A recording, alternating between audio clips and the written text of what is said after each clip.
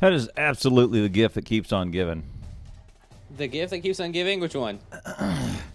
Good afternoon, ladies Hello. and gentlemen. Oh, that. The GIF. You mean the sound drop that keeps on? Is it a GIF? No, gift. Gift. Ah, I see. Good afternoon, ladies and gentlemen. Worst. That's at a Guy's concert. so plastered. That is a I know, concert of 40,000 people in the concert ready to see Steely Dan. And they give the mic that guy. to the drunkest person there before the concert starts. He was... You're right. This concert hasn't even begun yet. Yeah. And he's already just out of his mind, isn't he? Live on time and point coming free of charge for worldwide. Anyway, welcome, ladies and gentlemen, to the 82nd live edition. Long time coming. High anticipated. Never duplicated, often supplicated, unappreciated, enough about you program. The program featuring Nickel Standard talents. William Bishop, Blake Evers, Steve Wolf, your moderators. Third round draft pick name leader. I don't have Chad up. What? I don't Chat doesn't matter. care. I don't care really, but some people may want to say Chat. something. I don't know. I see Max here. 3 people, 2 attempts, 1 here. dream. Broadcasting's finest train wreck. Good things to come in December. I got the hookup. You have the hookup. I got us a hookup. Oh, the hookup, though. I got us a hookup. If you guys don't know what Clown Time means by hookup, I don't either. That's right. We're that's right. And nobody does. Stay tuned. Not about used Grand Prix presentations, YouTube, iTunes, all the other tunes, and now here he is, ladies and gentlemen. The magnificent one is here. The one and only one. The Pope of YouTube, Captain Glad GGV, Specialist Extraordinaire. Whatever. Multiple time world record holder, Mr. William Bishop. What's up? What's up, everybody? Guys, I may have unfollowed you. I went through Twitter and Twitch yesterday, day before, and I had followed, I think, 90% of the people I've been following. So I may have unfollowed you. I apologize. Right. I think now I follow about 100 people on Twitch and 59 people on Twitter. And I did this because I want my follow list to be more of an advertisement for the people that are really working hard on Twitter and on Twitch, rather than just be anybody who mentions it to me, I follow, hit you up. Yes. That's very much. Okay, great input. 10 out of 10. Thank you very much. No, 5 yes. of 7. 5 of 7. 5 out of 7, perfect score. That always bugged me about you. Yeah, did it? It did. Because you would say to anyone in your chat, hey, if you're a streamer, let me know. I'll follow you. Let me know. I'll follow you. That's it. Could be. Hey, I mean, you could have 0 followers and be like, yep, got you. Got you. Follow. Yep. And you're like, yep, sure, no problem. I'll hit that button for you. And I like that mentality because I like to branch out to new people. What I found, I have so many people that I branch out to that I can't touch none of them. Yes. Like, yes. Twitter became useless, basically. It was filled with chaff that I wasn't interested in. Yes. My follow list was filled with people that I never, ever went to go see. They were playing games I wasn't interested in. Right. Or just weren't interested in themselves. Right. So all of that. I may have unfollowed you. Yeah. I can still check you out. If I don't have you on my follow list, post on my Discord, okay? That's right. Do that. That's how I'll follow. Tweet at me, in fact, if you really want me to be there. I think I've unfollowed 3 people on chat. Or on Twitter. On Twitter. On Twitter. Ever? Twitter. Huh, I'm actually going to look at your follow list now. One of them was what I thought was going to be good. No, it didn't end up being good. It wasn't good. Let's see, you have 124 following, though. You have a lot of people following. That I'm following? That you're following, yes. Yeah. Most of them are streamers and many of them post nothing. You know. Yes. See, I think that was the issue. I had a lot of people who were just like retweeting everything. You know, yes. I will immediately unfollow you on Twitter if you start retweeting a giveaway. If it's like retweet this giveaway and you'll get this, right? I pretty much instantly unfollow you. Right. That bugs me. Yeah, or mute or ignore, whatever. Like I've done that many times. Yeah, I guess muting is pretty smart, huh? Yeah. Well, a couple of them I did kind of stealth unfollow, and I also got called out on one of them was, I think it was this woman who came into the stream a couple times, hung out, whatever, and then I think she knew Fuzzles/MC. Okay. And then she's like, oh, yeah, I'm doing this. I follow these people. And she was talking to me about some other streamer. This was in my chat. On Twitter, cool in Twitch chat. on Twitter, absolute mess. Okay. And like posted pictures of her crying. Wow. Okay. And That's just strange. freaking out over I don't Your know Twitter what. content matters. Like it ends up in my face, so Yes. it actually matters what's going on there. It can't just be anything. And I was just scrolling through all this bull crap, and then it was always how much she loved Markiplier, how much she loved Hey, I love Jack's Markiplier too. Okay. Septic Eye. No, oh man, this was several times an hour of how much she loved Markiplier, and in the morning it would be full of love, hugs, and kisses for Markiplier, and then by the evening time it was my life is in ruins, pictures of crying. An emotional roller coaster. It's just huh? emotional, and I'm going, okay, you may come to my stream, we can still be friends. I cannot click. Yeah, it's done. How do you handle your Facebook? Is it just friends and family on your Facebook? I use my. Okay, this is a great question. Yeah. Because I did this with my Facebook too, but it was not as much. There's very few people I removed from my Facebook. My Facebook is not associated with my business. My Facebook, I started out, I did not want Facebook because You just didn't want it at all. I didn't want it at all, and I was a late adopter to Facebook. I mean, Okay.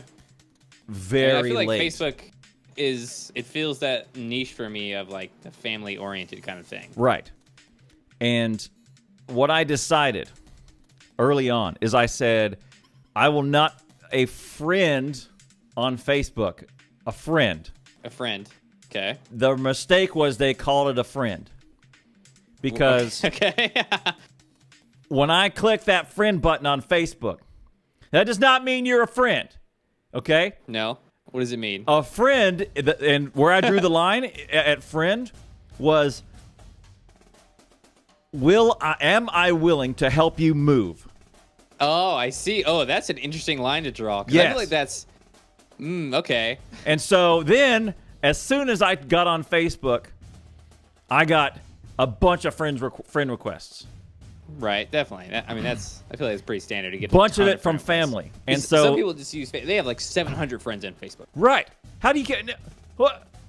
It becomes Okay. useless, right? Yeah, At that yeah, point? there's too much. And so then I end up with this this problem where, okay, now that my definition of a friend is now established, now I gotta make double sure that, will I help these people move? I mean, 700 people that you would help move. So, I mean, moving is so up there in stress levels. It's like next to a family member dying, right? Yeah, Moving is. it's amazing. So- And I mean that means am I gonna come over on a Saturday with my truck and load your crap up in my truck and drive you to the new place multiple Right. times? That's a help you move. And so that's a everyone pretty big deal.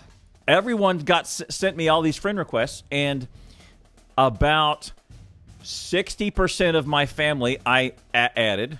The other 40% I didn't because I would not help them move. Okay. Sure. But I feel like now you've relaxed this, though, haven't you? I feel And like you've taken a step work back from this everyone now. from work, and then I would add, okay, that dude's cool. That's like 3 people from work. And that's it.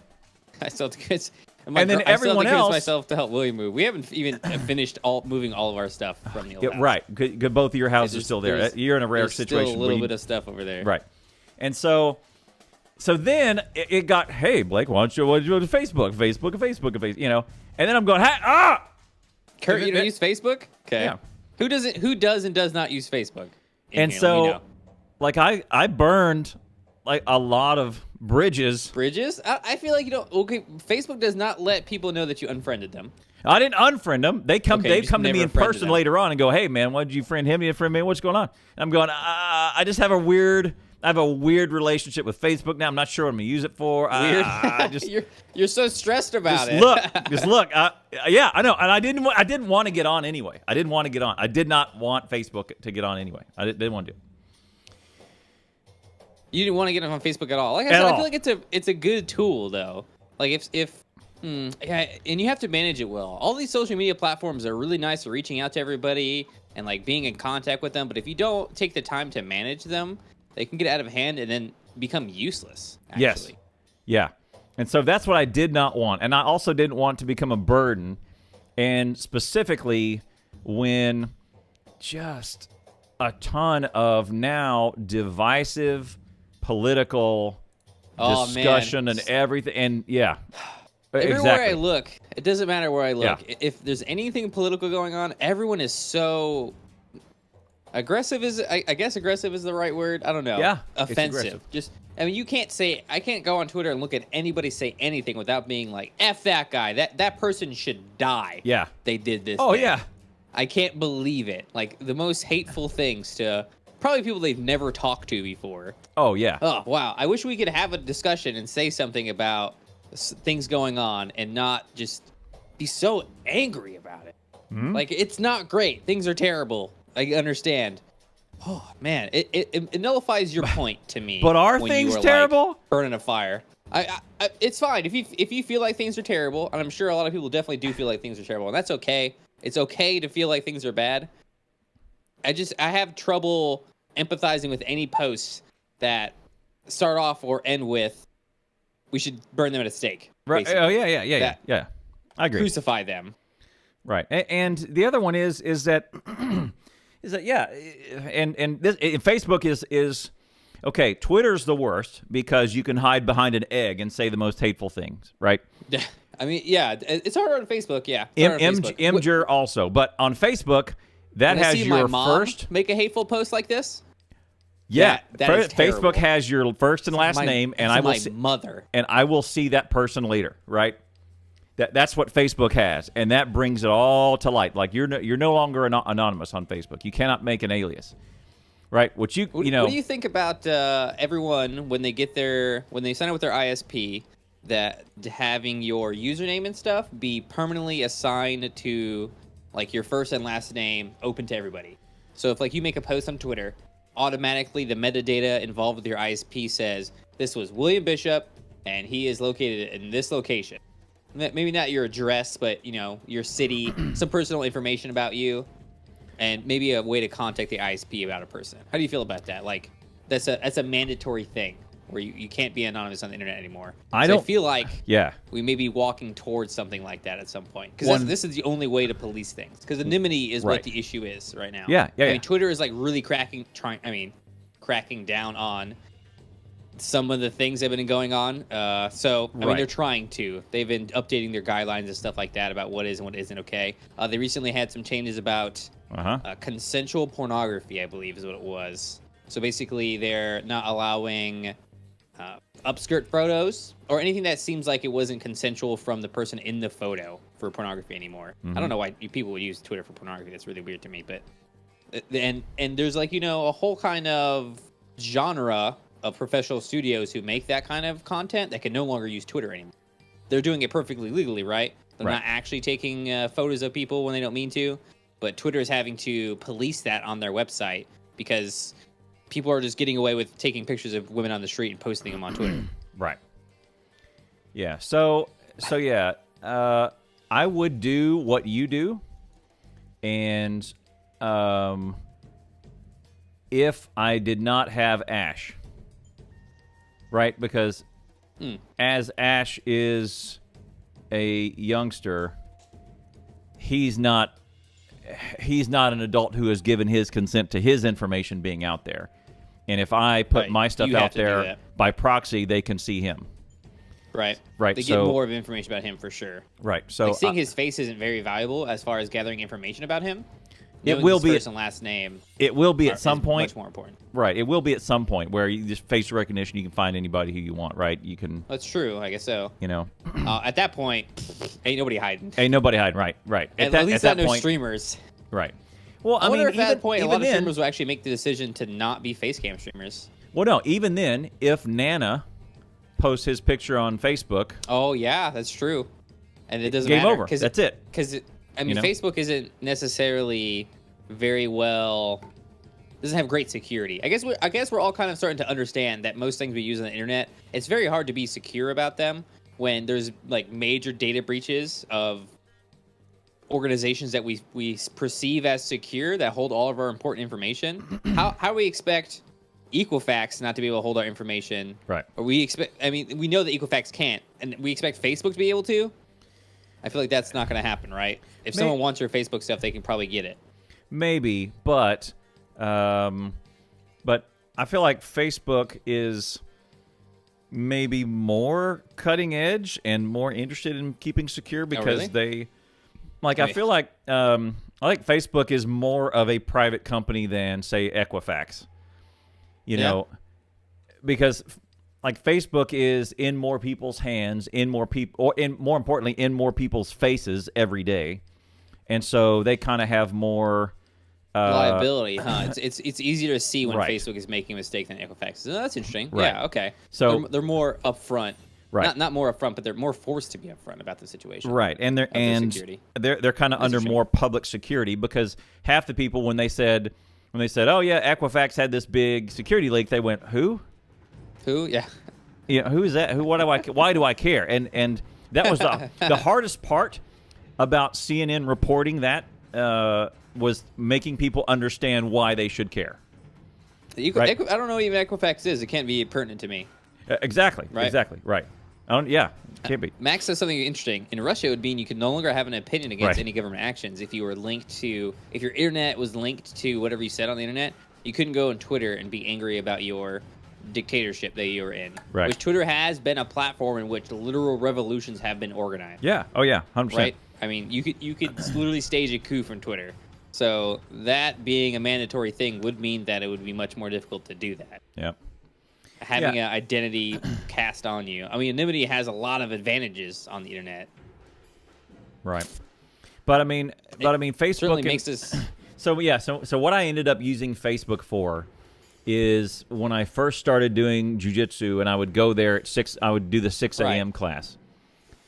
The only way to let everybody know quickly is Facebook, and that's the main way that they communicate.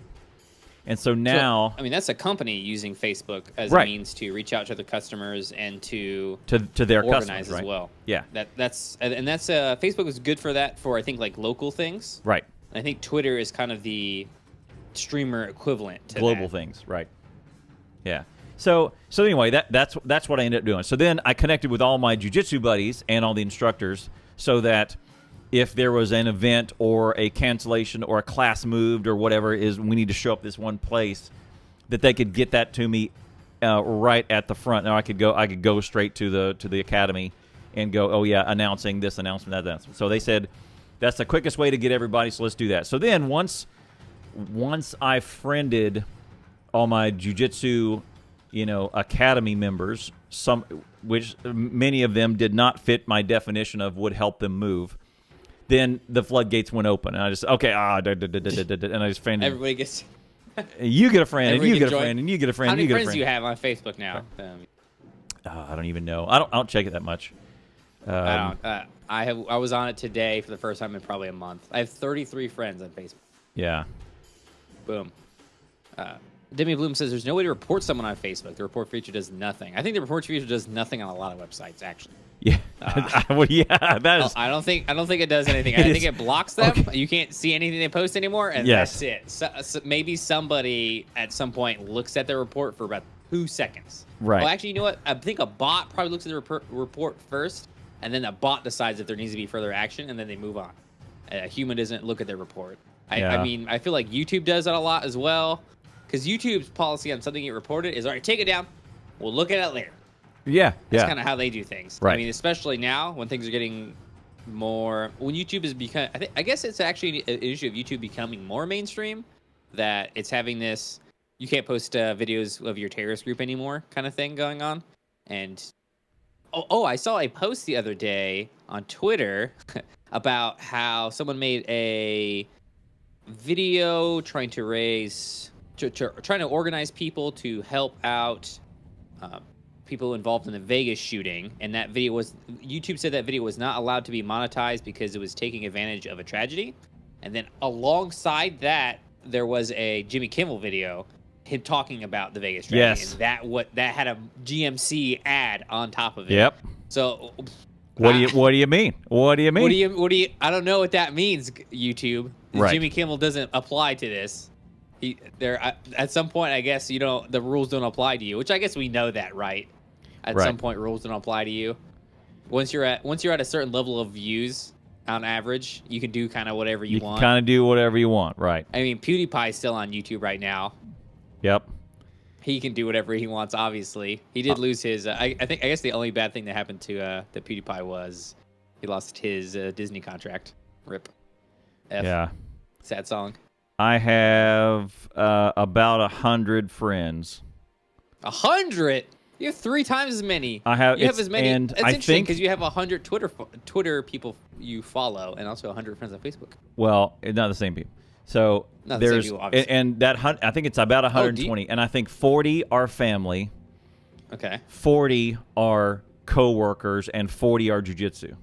See, previously I think about 80% of the people I follow friended on Facebook were actually people who I served with. Right. I haven't spoken to them since I've been out of the military. Mm-hmm. So I removed people I didn't talk to in a year and a half, 2 years. So that's what ended up happening there. Yeah. Do you have anybody from your family that follows you on Twitter? No. No, nobody. No. What about your coworkers that follow you on Twitter? No. So your Twitter is actually like literally an isolation of Twitch stuff. Your Twitter account is an extension of your Twitch account. Yes. Interesting. No, I think yeah. No one. I mean, other than you, you're now in my real life. Right. Okay. Right. Yeah. You're in my real life.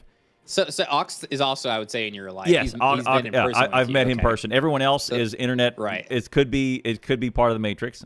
Oh, Ashley. They are part of. Okay. Ashley saw you. Heard Self Daily. Yeah. On Twitter. So other than like you, Ox, and Ashley, who are the only real life people that I have on my Twitter, everybody else is strictly streaming or bot accounts of. The name is like Diamond Sierra, and it's some hot babe in a bikini that has followed me, and it's a bot account, and Interesting. Anyway, Chris says the German government made Facebook responsible for following laws tied to the anti-glorification of Nazi stuff. Right. And then Facebook had to hire a firm that had to go see through all the reports on that subject. Interesting. It's the worst job in the world. Lots of people that do this become mentally unstable because of all the crap. Wow. That's terrible, Kurt. That sucks for a job. I'm glad someone's doing it and glad it's not me. Right. Yeah, Warlock, I think that's the general experience with reports on Facebook. Nothing happens. It's within our community guidelines. Right. And it's got to suck to make these rules as a site because you obviously don't want to censor any of your users because they're users, right? They're using your site. That's kind of the end goal, right? It's kind of like moderating Twitch chat. Just someone being a jerk in Twitch chat, it's annoying, it's frustrating. I look at my chat, it's an important environment for me, but I also want +1 viewer, right? So it's right in a global scale. If you moderate a whole group of people that you consider evil, you still lose them as users, and I think that's what Twitter's going through right now. There's a lot of hate speech going on, and inciting violence is the big one, but it's really hard to peg down inciting violence. Like, what does it actually mean? Like, if you say that person should be burned at the stake, is that inciting violence? I don't know. I feel like you have to take that sucks, right? It sucks to have that job to have to define that. That's really impossible. And it's context too, right? Right. I could just say have a bot that looks for aggressive comments like that and just bans that account because you could be joking with your friend, and that could be totally okay in the context of this thing. Yeah. Because there's so many different communities and so many different areas of the internet that have different things that are acceptable. A stranger coming in and looking at it, be like, "Wow, what's going on here?" So Third Wheel and I, so the one I've been telling you about, Third Wheel and I, third round draft pick to be named later. Oh, right, okay. She and I will text if the. Can we just say her name? No. Not yet. No, okay. Not until she is. It's been like, episode 82, she's not coming. I know. Well, 82, she's not coming, all right? I know. She's not, probably not. We'll see. The seat's warm. I'm just saying that if you would read our texts back and forth, I would want to see if they were to become public. 100% be fired for hate speak. just the most wow. crude and rude and just the Crass? most inappropriate, crass. Nothing.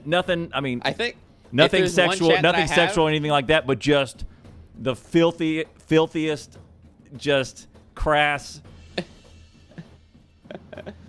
I think that the person that I have that with is actually Toaster. Rhett Soat. Yes. Me and him Yes. have those conversations. Right. But I don't think I have that anywhere else. I like Right. the philosophy. Me either. And here's the thing: is it's hilarious. It's hilarious. It's great. It is It's such a good side of your personality content. It is fall down hilarious, right? And we're the only posting reason it. she and I say that horrible stuff to each other is because it is hilarious. It is. Talk about a tight knit group. Yeah. Between each other, And that's it. Where you can just talk about nonsense, saying stuff that you don't mean. Very common, right? Right. I like the mentality of if I'm going to say something, I should try to think to myself, could I say this in front of the entire world right now? Nope. I try to do that as much as I can. Yeah. I think that everyone should do that. If you say something on Facebook or Twitter and you don't want literally the entire planet to see it, you shouldn't do it. Right. Right. If you type it out, you look at it, read it over again, which who does that, honestly? Think to yourself for a second. Yeah. If smart guys do. All the time. All the time. In Twitch chat, I always fail to. So in Twitch chat, I'll try to do ON and I'll do ONE. My brain will autofill the E at the end. I'll do that all the time. I'll put an extra letter in constantly. Right. Make myself look like an idiot. I have my verified badge on. Can't spell. Verified badge 1. Yeah. Yeah. Well, I like that mentality. It's hard to stick to, and I wish more people did that. I don't know. Would your mama like to hear you say that? There was. West Dude, are you here? West Dude wanted us to talk about microtransactions. I know. We're not. Because check this out. Oh, okay. So here's what happened. So here's what happens on Twitter. Speaking of which, this is an interesting thing. Yeah. So Facebook is good. So now the floodgates are open. It's good. But here's the thing: is now that the floodgates are open, I don't look at it anymore. Yeah. See, it becomes useless to you. It becomes kind of useless. Other than I scroll through and I look at the jiu-jitsu stuff, and I go right past all the politics. Like, yeah, okay, Which is cool. incessant and nagging and annoying and frustrating. And I do. That's where I get most of my, hey, watch this one match that happened over the weekend where this one guy pulled off this insane move, and I'll look at that and I'll go, holy crap, that was awesome. And then I might go research that move, or I might go research technique of that guy, or learn about that fighter or whatever, right? So. Anyway, did you see that Shady Lady won a 1080 for using? I did. 1080 Ti. Yeah, that's insane. awesome, man. They were only giving one away, and it was my stream that won, and they tweeted a picture of me on stream with the winning loots. So you can check that out there. Yeah. That's like an $800 card. That is the best card. That's the best card, right? The best card, and she got the mini too. Right. So it's the best card in the market. And it's small. It's like the most advanced possible thing she could have gotten. Yes. Her motherboard will not support this graphics. Oh, 100%. I said that's what I was telling her. I was like, you are obligated to upgrade the rest of your PC. You have to. You have to. We will help you, Shady Lady. We will help you. You have to get this going. Because I remember her playing Ark. Yeah. She has troubles with it, right? Ark is a very intensive game. Ark. She's going to freaking roll that stuff she's gonna now. roll She has a that, better card than me now. Yeah. I should have won that. Oh, Damn yeah. it. Shady trained me cards. Right. I'll mail you mine. I turned 1,000,000 shades of green from jealousy when that was posted. I called her on the phone. First phone call I have made to someone who is not actually on this phone. In fact, probably. There you go. I had this phone probably. Right. And her reaction, and Jason was streaming at the time. So, and he saw that I called, and Shitty saw that I called, and he was like, oh man, something bad must have happened. And he mutes his stream. And Jason's a pretty relaxed guy on his stream. Like, he'll do and say whatever as long as it's fun. He's having a good time. And he was, like, upset and a little worried about He was, holy crap, this doesn't happen unless it's a BFE. The house must be on fire. Somebody's dying. There must be an $800 graphics card on the line. One of these things is going on. Right. So that was it was interesting to scare Shady like that. Yeah. That was awesome. Yeah, and then so Shady comes in to my channel last night and says, hey, did you see the card here? And I said, oh my goodness, it's and she said, nice. Were you more jealous of the card or Badger's voice changer? And I said, 1,000%. Go ahead. Conto, are you jealous of this or the card? Over. Exactly. Yeah, and I said I'm way more jealous of the card. Of this free card. That's so cool to have won Because that. the voice changer is within my striking Price distance range? to go get. The card is not that in my graphics price card range is to go not. get. Even for me, that card is not in price Right. range. I can't- I got the 1070 because it was significantly cheaper. Right. Yeah, There's no way I I could cannot do 1080 justify an $800 card. I barely Yeah. could get by with that $600 card a while back when I had Right, some exactly. when I had and some the help, $600 cash card and all that. is really close to this one. It's Right. very close to this one. Right. This one's like a 10-15% increase. That's off the top of my head. Please Right. don't quote me on that. But getting it for free, that it doesn't matter. Yeah, it doesn't It's matter. Here. Yeah. You're still So- rocking a GTX 660. Damn. It's Oh, a good time dude. to get a new graphics card. There's just so many good cards out. Look at So many look at cards the out. anything that starts with a 10 whatever is Yeah, the 10 series is bonkers. they're amazing. It was such great a huge price, leap. great prices, great big benchmark step, low heat, like all kinds of good stuff. And a 1070 is right in that sweet spot. Just bam. Mwah. Yeah. I would check out this website. This is where I go, videocardbenchmark.net. Yeah. This is all user-submitted benchmarks on cards, and that is how I make my decisions on what cards. And I use that site for everything. Passmark software. Yeah. I use it for pretty much all decisions. I use that one, and then I use PC Part Picker. Once I have an idea what I want, I assemble it on PC Part Picker, so I know all the pieces work together, and then I'll order it separately from different websites. Right. I get the best prices. Yeah. Same I thing. got time. Yeah, and So, yeah, with stuff like that, you kind of need to understand and know all that stuff fits together and know what you're doing because I think PC Part Picker helps a lot with the whole understanding and deal. being confident about what fits together because Yes. it's so easy to buy a fan for your CPU that didn't fit because your frame for your computer didn't fit it, not Yeah. because the CPU didn't fit it because you did the research on that, but because some external thing or the wire for your power supply wasn't long enough to reach over your card into the power supply for the board, and et cetera, all the little nuances. Right. And PC Part Picker helps a lot with that. I did that one time where I had a case. It was a pretty big case, but I had an even bigger fan that stood off. And instead of having your CPU fan like this and your fan fits like this, the fan was turned upwards like this, and it blew air in this way. The heat sink came up off of it, and it blew air. Instead of blowing down on the CPU, it blew air across of it, across this heat sink that stood up. Well, I couldn't put the goddamn case. That's actually what I have right now, too. I could not put the cover for the case on ever because the fan was sticking up out of it. Who puts the cover on the case, to be honest? I don't have cover on my case ever. Okay, well, when you have a dumb dog and a dumb bird kid in the house and a dumb kid, like that wants to stick your hand in there. I want the case on there at least. But this one I went for like 3 years without having put the case on because it just wouldn't fit. So Yep. Well, there you go. I think it's better for cooling anyway. To not have the case on, honestly. Wow. Yeah, Shady. I mean, I wish we could have recorded the phone call because I think it was a pretty funny phone call. Yeah. It was Badger? Question mark? and I felt the need to explain myself too. It was like, hey, it's William Badger, and you won the 1080 card. Awesome. Yeah. So how did that work? How did she have to enter into a contest, or is it just do a bunch of loots and you win? If you did loots, you entered into the contest. I think you had to probably be a United States citizen because all the countries don't matter. Maybe not the United States. You had to be in a first world country, not Russia probably. I don't know who was eligible, but yes, just every time you did a loots, you had an entry increase. So it was that loot in particular on top of all the loots Shady had done. Yeah. That in particular. So all the loots that had been done in the last month or 2 months or something like that, it's been going on for a while. It was that one loot in particular that was picked out and won. Awesome. I think a ton of streamers use loots. Yeah. So. Yeah. Yeah, that's great. That's great. Hitting every 15 I feel like minutes. that's the lotto right there. I mean, I don't know how many loots went off, but I think Max has done like 3K loots himself. Yeah. Max was trying like crazy to go get that win. He was. If anyone was going to win, I thought it'd be Max. Yeah.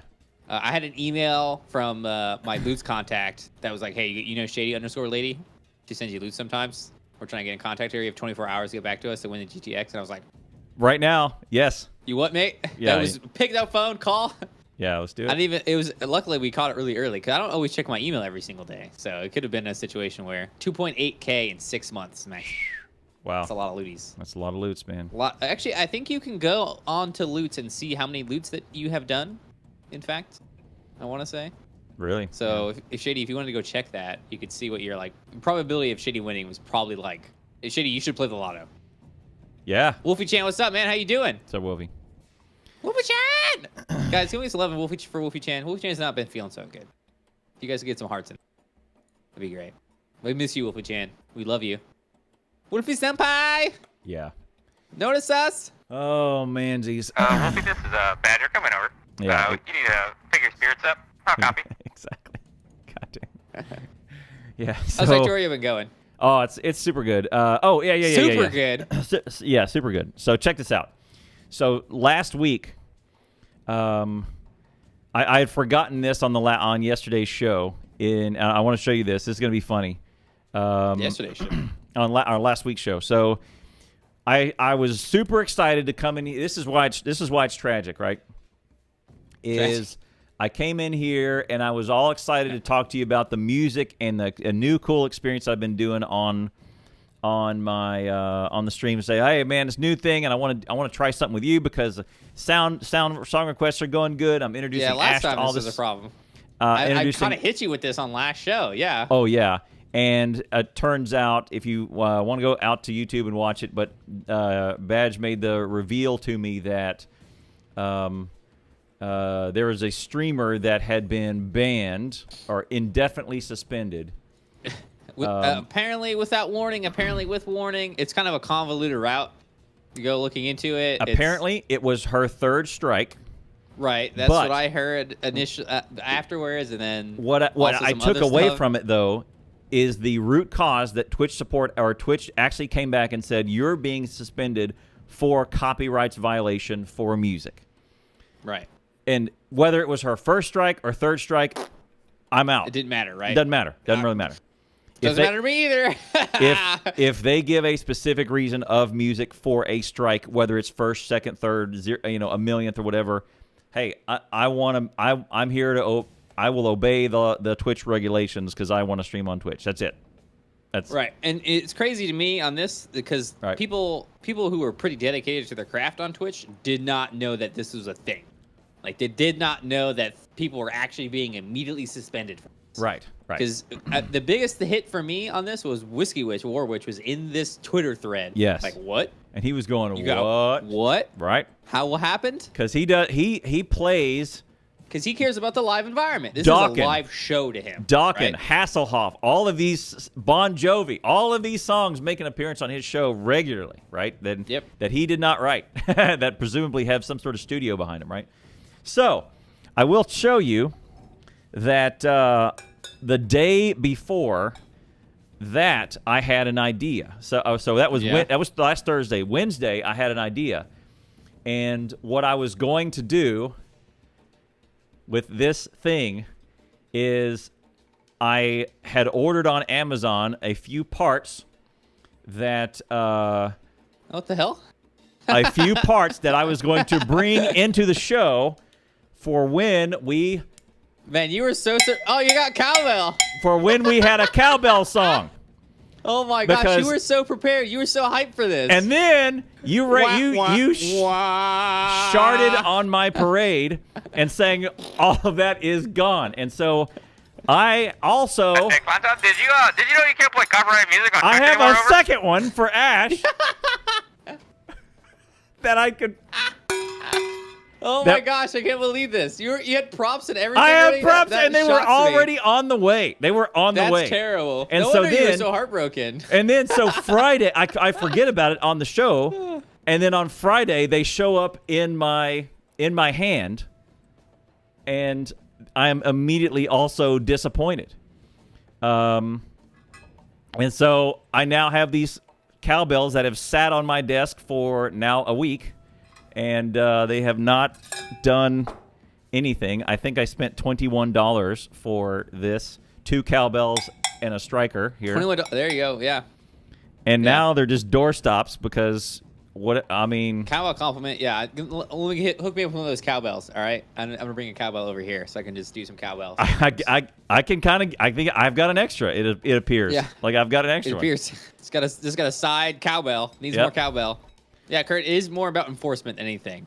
Twitch isn't going to come after anybody for DMCA. Well, they could do. It just depends what's going on. If YouTube comes after you for DMCA, right now it kind of looks like someone has to go out and from a copyright holder has to come out and say to the person who's using their music, "Hey, I'm DMCAing you," rather than Twitch actively doing it. Right. I think at some point Twitch is going to have to actively do it. Maybe. Yes. I don't know. It's a live format. We'll see what happens. Big companies have to, man. You're owned by Amazon now. You're not just Justin TV anymore. Right. So you are responsible for protecting copyright holders' copyrights at the point where it's infringing on their advertisements, right? When you have the guys whose copyright you're breaking on your website advertising with you, paying you God knows how much money to do so, then there kind of becomes a line to be drawn there. Right. Like YouTube is big for music, man. Like you go to YouTube, you can type in Vivo, pretty much anything. I mean, every artist has their own YouTube now. Right. And if you're not protecting their copyright on their site when they're trying to make money from their music on your site via ad revenue, and they're also paying you, kind of becomes an issue, right? Yeah. Right. The copyright is the only one that can start that process. For Twitch on YouTube, it goes through a bot immediately, right? If I posted just Bon Jovi right now, it would just be monetized for Bon Jovi. That would be it. Yeah. And I wouldn't get a copyright strike or anything like that. I just couldn't make any money off of it. Right. And that kind of solves the issue. But on Twitch, Warrior's making money off Bon Jovi.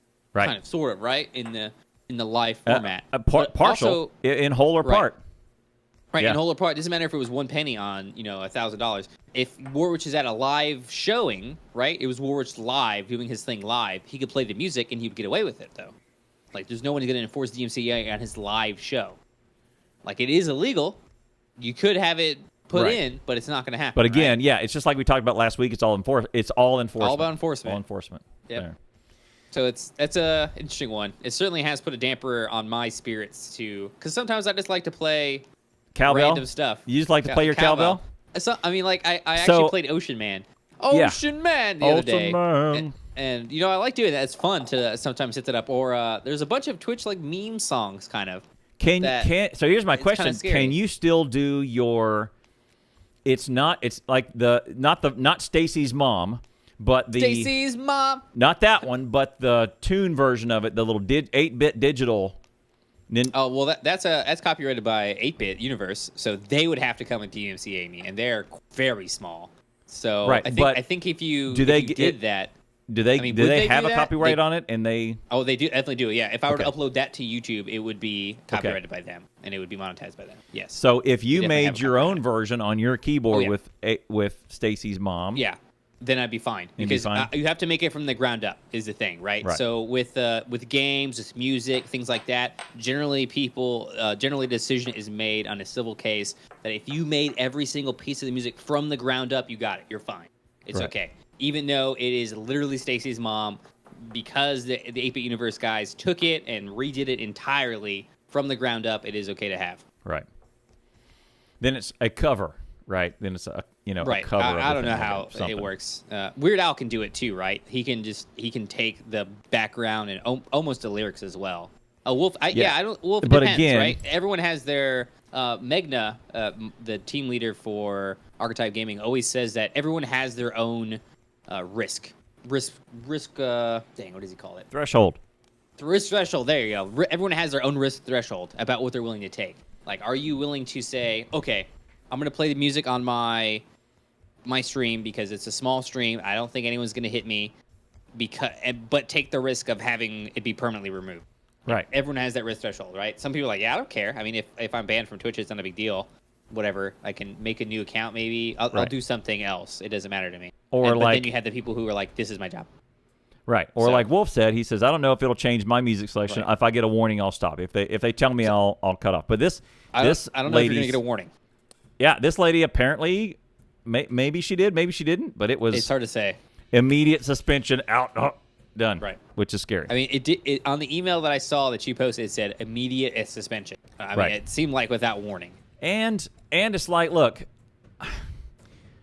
I do want to respect. I mean, as an original content creator, you're an original content creator. I do want to respect other content creators such as Bon Jovi and Michael Jackson or the Jackson State and the Prince of State. They're dead. They're all dead. Why are they so dead all around?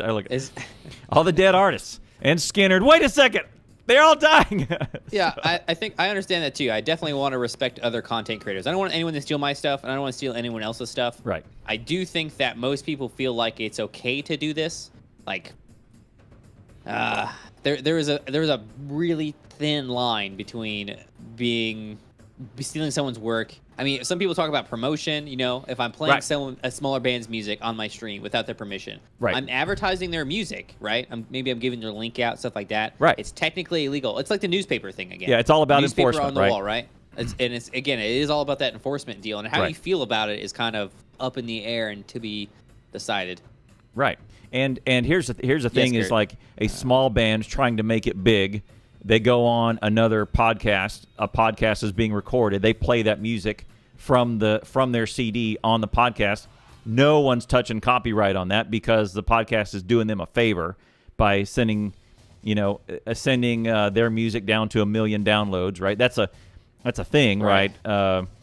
They're doing them a favor, but in the case of I just had a good case. In the case of like Weird Al, for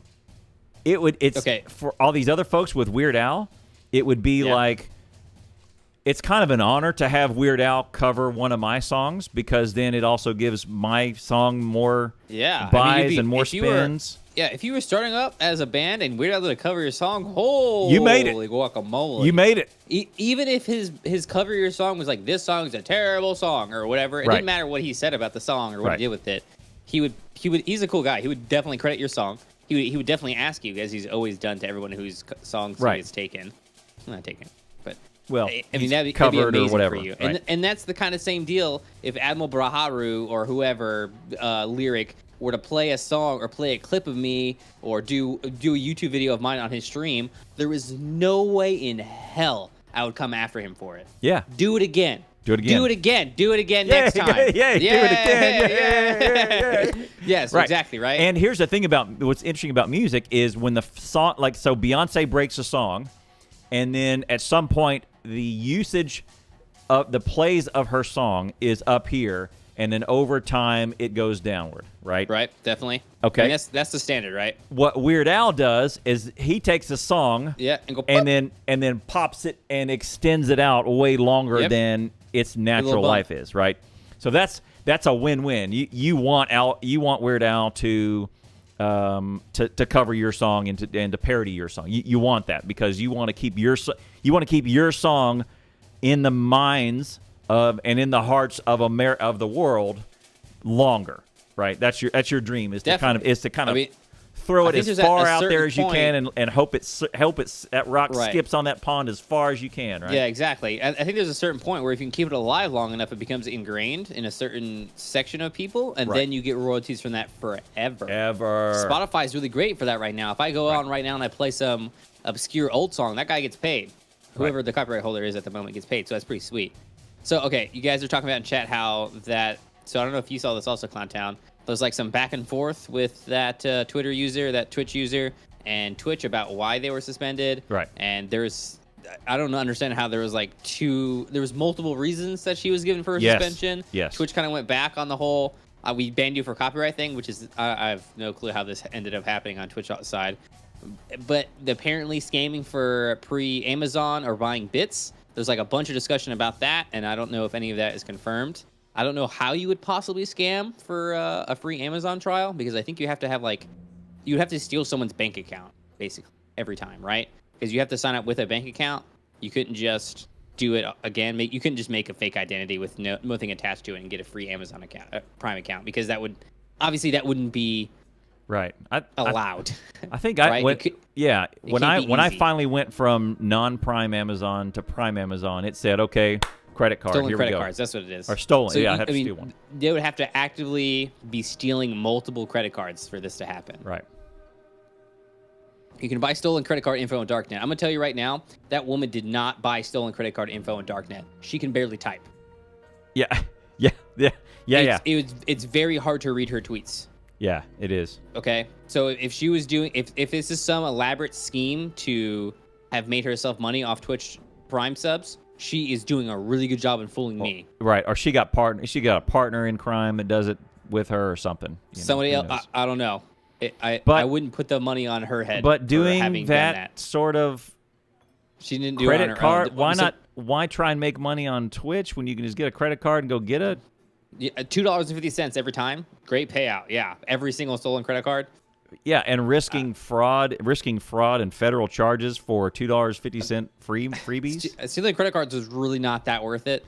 That this really doesn't pay out very well. That seems like her, right? Yeah, definitely. Risking for $2.50. The rest of stealing the credit card itself does not seem like her. I don't know. And I think you're right, though. At the same time, Kurt, it has made people much more aware about DMCA strikes. Some troll told her to do it. I mean, maybe. I don't know.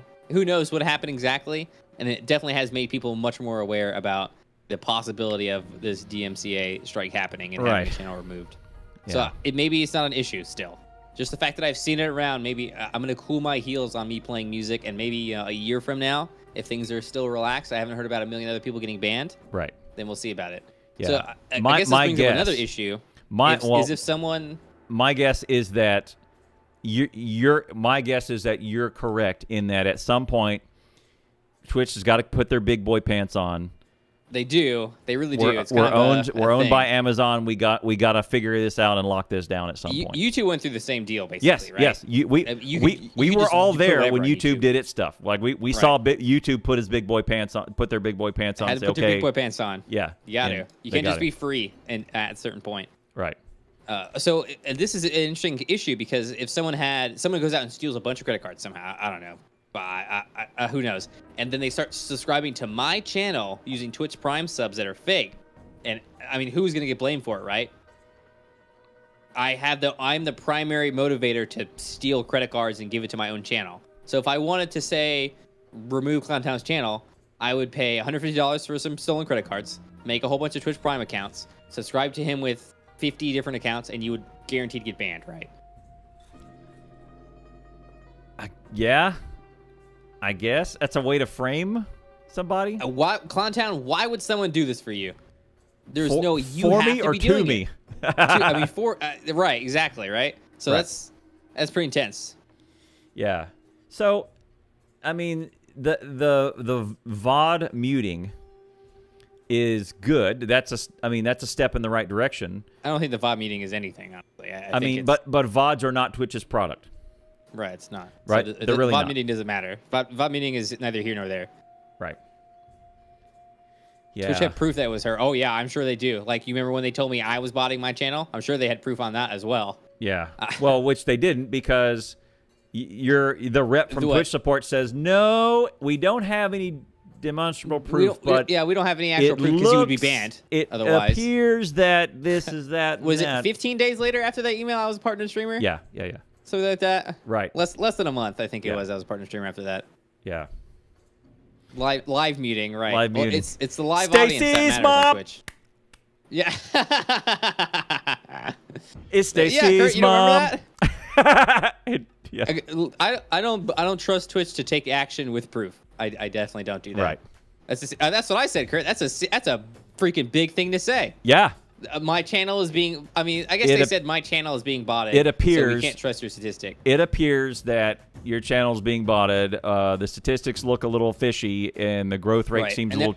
I think he even said the growth rate seems a little too rapid in. Right. That's exactly. And it was extremely rapid at the time because I was using multi-streaming, using YouTube, putting in like 12-hour days and stuff like that. Right. And you were killing it. You were absolutely killing it. Right. That was separate from that, Kurt. Right. Yeah. And I mean, you know how we do. Okay. Right. It was so bad at that time that they were doing that kind of stuff to me. So I don't trust Twitch to act on absolute proof. I mean, maybe they have. I don't know how they would. But maybe they did. I don't know. But in that case, I mean, how many thousands of streamers are there, and then how many partners, and do we want to let you into the partnership because this guy's a little fishy? And I mean, I'm sure they had me marked down as a possible view botter, right? But and then again for them to turn around and 20-30 days later to make me a partner streamer. Right. Well, what happened is your application went to person number 1, and he put you on the suspended list, and you went to person number 2. Person number 1 and 2 did not talk, and person number 2 looked at it and said, "Oh, these numbers are great. Let's do it." Yeah. That's probably exactly what happened. Okay. Yeah. That's it. Oh, hey, all right, well, okay. Okay, done. Very well. Yeah. Fine, we'll go to Beam and YouTube. Yeah, I mean, even to this moment, if my channel goes away, then I'll be on YouTube. Be on YouTube. I have no reservations about going to the YouTube side of things. I think YouTube is going great. I am the worst thing about being partnered on Twitch is not being able to multi-stream. I really love multi-stream. I agree. Just I agree. Putting my donger out there everywhere, man. I agree. That was great. Even I had good numbers. I didn't have Badger numbers, but I got raids from YouTube. Yeah, I mean, the YouTube guys are working on it, man. They're not. Oh, they have subs now. They have the yes. They have sponsorships. Is what they call yeah. it now, and you get all kinds of cool stuff. You literally have emotes that you can get now. And we called that how many months ago? Yeah, they were. I mean, obviously that's not everyone called that. Though, Everyone right? calls that. They're right. obviously working on that. If YouTube, I would be surprised if YouTube doesn't just emulate exactly what they can from Twitch. Just okay, baseline. Let's just take everything that we can from Twitch. Let's get that Cappy emote. Let's get that lull emote. Yep. Let's get all these things. Let's just be Twitch on YouTube. Yep, I think that would be a great start for them. Yeah. To getting. I'm sure that there's some things that are on Twitch that they can't have because it's patented. Whatever is going on, but I think they're going that way, right? I mean, they have sponsorships already, which I'm quite happy about. Yeah. So, yeah. I want to be doing more streaming on YouTube as well. Mostly I've been doing sponsorship is not new. Oh, yeah, it's a new thing. Hold on, let me get the exact phrasings. It's not used. Right. It's a different kind. It's like you can, Better TTV, YouTube, Better TTV, right. Better YouTube TV. Yeah, sponsorship. It's new. It came out not even a month ago. Not even 30 days ago. New stuff. Let's see, when did this come out? Yeah, their interface is doo-doo. And, oh, by the way, Twitch beta interface, speaking of interfaces, not super stable, I would say. I'm glad they call it a beta and not modern, or classic and modern, like Microsoft does. When I see. Microsoft has... Have you been using the Twitch beta? Yeah, I opted into it, and every time now I opt out of it and go do what I want. But I take one look at it and I go, oh yeah, it's still we're not ready. And we're not ready. I'm not a beta tester. Sorry, you're not paying me. Yeah. So some of it's kind of cool, but they don't have a pop out. Chat. Pop the chat out. Right. Oh, okay. Well, that sucks. Yeah. At least when I go into beta mode, I go into my channel beta mode. I want to pop the chat out and I want to move just the chat around because I'm going to listen. I'm going to minimize the stream and just listen. Right. And but I want to see the chat up, but I want to move that to a different monitor. Then there's no pop out. I have to flip back over to Twitch Classic. And that's lame. Do the pop you think out. You would have all the features in your beta that are in the normal site? At least I didn't see. And then you would add on to that, rather than Kurt. Maybe you're thinking of Super Chat for YouTube, and you can just pay any amount of money that you want for YouTube as well. Like you can just say, I'll give this channel every month $100. $1,000. Yeah, you can put in your own amount. You can put in your own amount. Sponsorships are different than that. I think, or maybe they reworked it and now it's just called sponsorships. Okay, well I don't know. That is a new thing that YouTube has been telling me about, and you have to enable it and sign up with it and yada yada yada. So it is one of the last 30 days that I've had access to it at the very least. Right. And you can apparently also companies can now sponsor you in that way with badge in front of name and all. Oh wow, okay. Well, I think you could. Man, I don't know. I don't think I've ever had anybody become a subscriber out like that on YouTube. So maybe that German channel had a sponsorship, because I remember you telling me with that channel got paid to come off Twitch and sign a contract for YouTube. Cool. So maybe they did have access to the early stuff. Right. It's hard to say. Yeah. Well, I've been playing a lot of XCOM. Have you been watching any of my XCOMs? I do. I dip in and dip out. All right, we're married. Usually. But I also... XCOM has been brutal. Freaking absolutely brutal. Yeah. It has been a learning curve, is. like learning hardcore in Terraria. And I have I think I'm at like 400 hours now. I'm at 453 hours played of XCOM 2.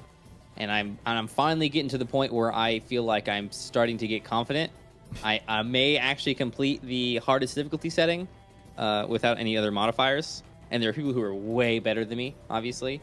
That 4,000 hours I have on Terraria, I feel really good actually learning this game. 2,800 hours in Terraria. I feel really good learning this game because in Terraria I'm like, I'm the best. I know everything. Well, not everything, obviously, right? And getting initially like 200 hours of play ago, I just could freaking not melee sector. Shut up, Max. I freaking could not beat Legend, and I am at the point now where I feel like I'm pretty much guaranteed to win on Legend at this point. So tomorrow should be the last day of my first Legend run. Yeah. So this meme right here is why I don't play XCOM. It's that meme is actually inaccurate. I see it a lot. The statistic there has either been modified or messed with or something like that because the minimum aim chance for rookie, his base aim is 65, which is correct as shown here. However, there is a weapon proximity chance increase, and it is a 20%. So this rookie's lowest aim chance is actually an 85 here. So, yeah, I don't know how this is possible. Yeah, well, and I know this sector is flanked because he's yellow. But that is a really good meme. It's the meme for a reason. Solid meme. Solid 10 out of 10 meme. Yep. I've heard a lot of whiny PU55 wives talking about 65% miss chance. It doesn't feel like it hit 65% of the top. Oh God. Okay, this is how statistic works. Okay, shots in XCOM can miss even with the distance is far. It doesn't matter how far something is. It is not real life. Okay, is it flat? It could be disoriented. That's a good point, Max. Disorient does give you a negative 22 aim, so that rookie could be disoriented. That's a good call. So I found out that on every difficulty besides the highest difficulty, XCOM cheats in favor of the player. On the second highest difficulty, the player is given a 1.1 times multiplier on their shots. So 50% shot is actually 55% shots. So all you little babies out there who can't play XCOM and whine about your percentage chances, Fraxis knows you're a little goddamn baby and it buffed your stats. Okay? Don't complain. You make games bad for us. All right? You can't handle the truth. Like, it's terrible. Go Google it, man. The abilities that you're given on the lower freaking levels of XCOM are massive. This is I used to skip all the time. Yeah. This is a great gift. This is my favorite one. Because they're using cover. Yep. That's a really good one. That's my favorite. I post that one on Twitter all the time. Yep. I don't know if you guys have been seeing my tweets. Oh man, everywhere I go, because I've been really engrossed in XCOM recently, I just hear people complaining about XCOM RNG. And yes, there is RNG. It's a game about mitigation. It's a game about having a 97% chance missing it, getting salt. It's about that. You have to have a backup plan, man. It is. It's crazy. It's being ready to miss fail. It's being ready to miss that 98% shot. And having a second action to take. And have a second 98% shot ready to go in case that 98% shot misses. Exactly. That's exactly right. Killing it by huge margins. People beat this game on insane difficulties. Someone beat this game on the hardest difficulty setting, with Grim Horizon, with Precision Explosive. Sorry, this is probably nonsense to you. With only 4 characters in the squad. Madness. Absolutely a god. Okay, so I don't want to hear anybody ever complain about this game ever. Triggered. Triggered, yep. Triggered. Actually, there was a patch today for both Civilization 6 and XCOM 2 that was about 7 gigs big, and they nerfed the fudge out of my favorite class. They nerfed the... Is there a reason why it was your favorite? Because of that, class? Yeah, because of the thing they nerfed. That's why it had a 100% stun chance on a weapon called the Ionic Ripjack, and they reduced it to a 25% stun chance, which is utter madness. Okay? Ripjack sounds good. It is great. It's pretty fantastic. So this is a character who he has 2 different abilities, Justice and Wrath. Justice, he can target an enemy and pull them toward him, and then bring them to the tile next to him, and then punch him in the face, does damage, and with the Ionic Ripjack, you have a chance to stun. And then Wrath, he can pull toward the enemy, get next to them, and punch them. So what I could do is I could be on high ground, pull the guy toward me, punch him in the face, stun him, and this guy gets 2 actions because he's a total badass. He can attack with both of them. And then he can Wrath to another guy, stun that guy. And that takes out 2 units, stunning them. It really wasn't OP? Oh, no. If there's a... Okay, look. The reason I know this was OP is because Fraxis actually did something about it. Right. That's how OP it was, okay? I mean, there's like lots of things in this game that are broken and insane. Like, there's a lot of ideas and concepts that make the game broken. Like, I can attack a camp without them reacting by not having vision on them. It's like a really advanced tactic thing. I spot them, see them, lose vision of them, throw grenades over a wall, blow them up before they can do anything. Right. Okay, that's OP. That should be patched as well. They haven't patched that. All right, they just patched skirmishers. I'm probably going to... What else was this episode? I just noticed because you said something. They nerfed blue screen ammo on sarcophaguses. They changed a bunch of stuff. They fixed a bunch of animations. They fixed a couple crashes. There's a lot of quality of life upgrades. I'm hoping the game will run better at 6 times speed. Fingers crossed. The patch notes are on... I actually tweeted out the patch notes. And they're also on Reddit, XCOM 2 Reddit. That's where I suggest you go grab them. There you go. And one, let's do... So you got this meme right here? Might have a better than a 63% chance to hit if you learn how to hold the rifle the right way. Yep. See, he's holding it good. He's holding it like this. This is that's my second favorite shooting stance. Like this. Is it? Yeah. This is how the Marines actually teach to shoot. If you do advanced rifleman training, if you become a DRM, designated rifle marksman, I think DRL, something like that. This is one of the shooting stances like this. Designated rifle marksman. Marksman. I can't remember the acronym, but it's he gets the long rifle and that's called the DRM. I think it's DRM. No. You rest the rifle here. Put it like that. It's a fine shooting stance. There's nothing wrong with that. Freaking learn to shoot guns, video game players. Right. Don't come at me with that. This All right. one. Look, this if there's one, any tactical complaint that you want to make, my biggest problem with guys in XCOM is here's a wall and they go up to the wall and then they look around it. So like this is the wall, and to look around the wall, you're like, that's not how you do it. All right, you get as far back from the wall as you can and you pie around the corner. Okay, you don't want to be on top of the wall because it gives you a disadvantage. The wall becomes not cover anymore. Right. Right. Don't write me. You have no idea. No, I don't. I'm just saying. I'm just moving the action. I'm moving the action forward. Here's something. Here's that blends two of your favorite things together: Star Trek and XCOM. Star Trek, original Star Trek too. XCOM rookies. This is the elevator to the Sky Ranger, right? Yep. All those red shirts. They're all red shirts. They're all dead. Shirts. Oh, I love how this guy has the flag on the back because that's what they have in XCOM, the remake. All those poor red shirt bastards going to their doom. Well, see, the original XCOM. People talk about how the original XCOM is.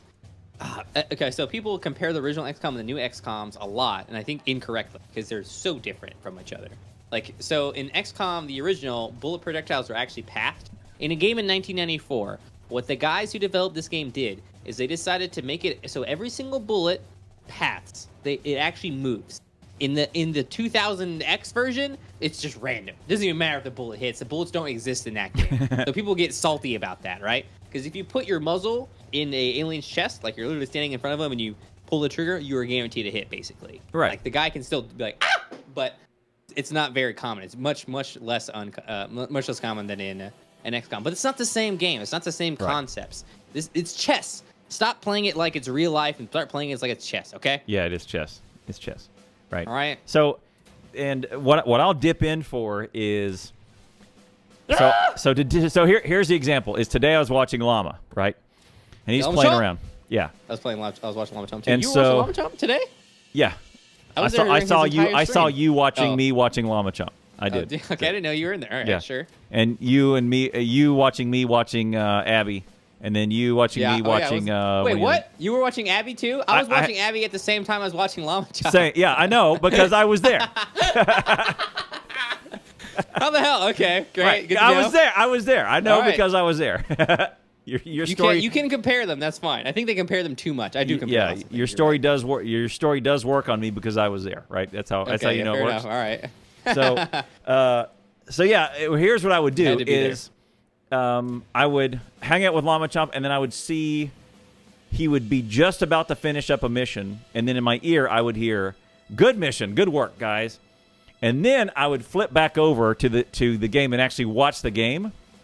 Yeah. Because then it was the other part of the game that's not combat.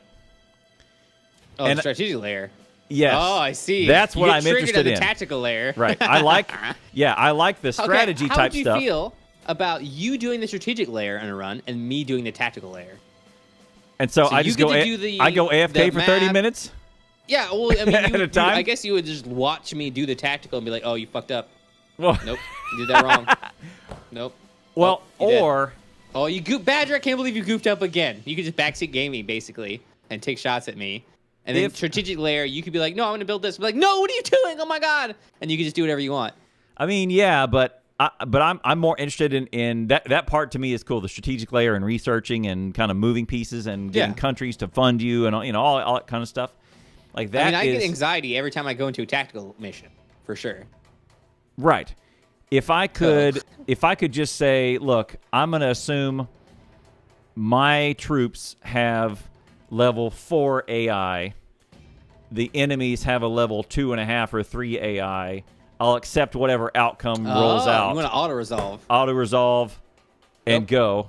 Like I think because, if I can set those, and then I'll have experience and stuff that comes out of them, and then I could. That's a very interesting idea. That could be another cool game. Oh, you know what you would like? You would like the XCOM board game because it's much it's kind of like that. Yeah, you have a percentile chance of winning, and you basically auto resolve the battle. You just roll some dice, and then XCOM wins or the maybe yeah. And you can do other different things. I mean, it's a board game. We can play it if we ever meet up. I think you would like that a lot more because you basically get to do the tactical layer or the strategic layer the entire time. Right. Instead of the. If you're up for a duo playthrough where you do the strategic layer and I yell at you and vice versa, I'm totally down with it. I don't know how we would do that. I don't know.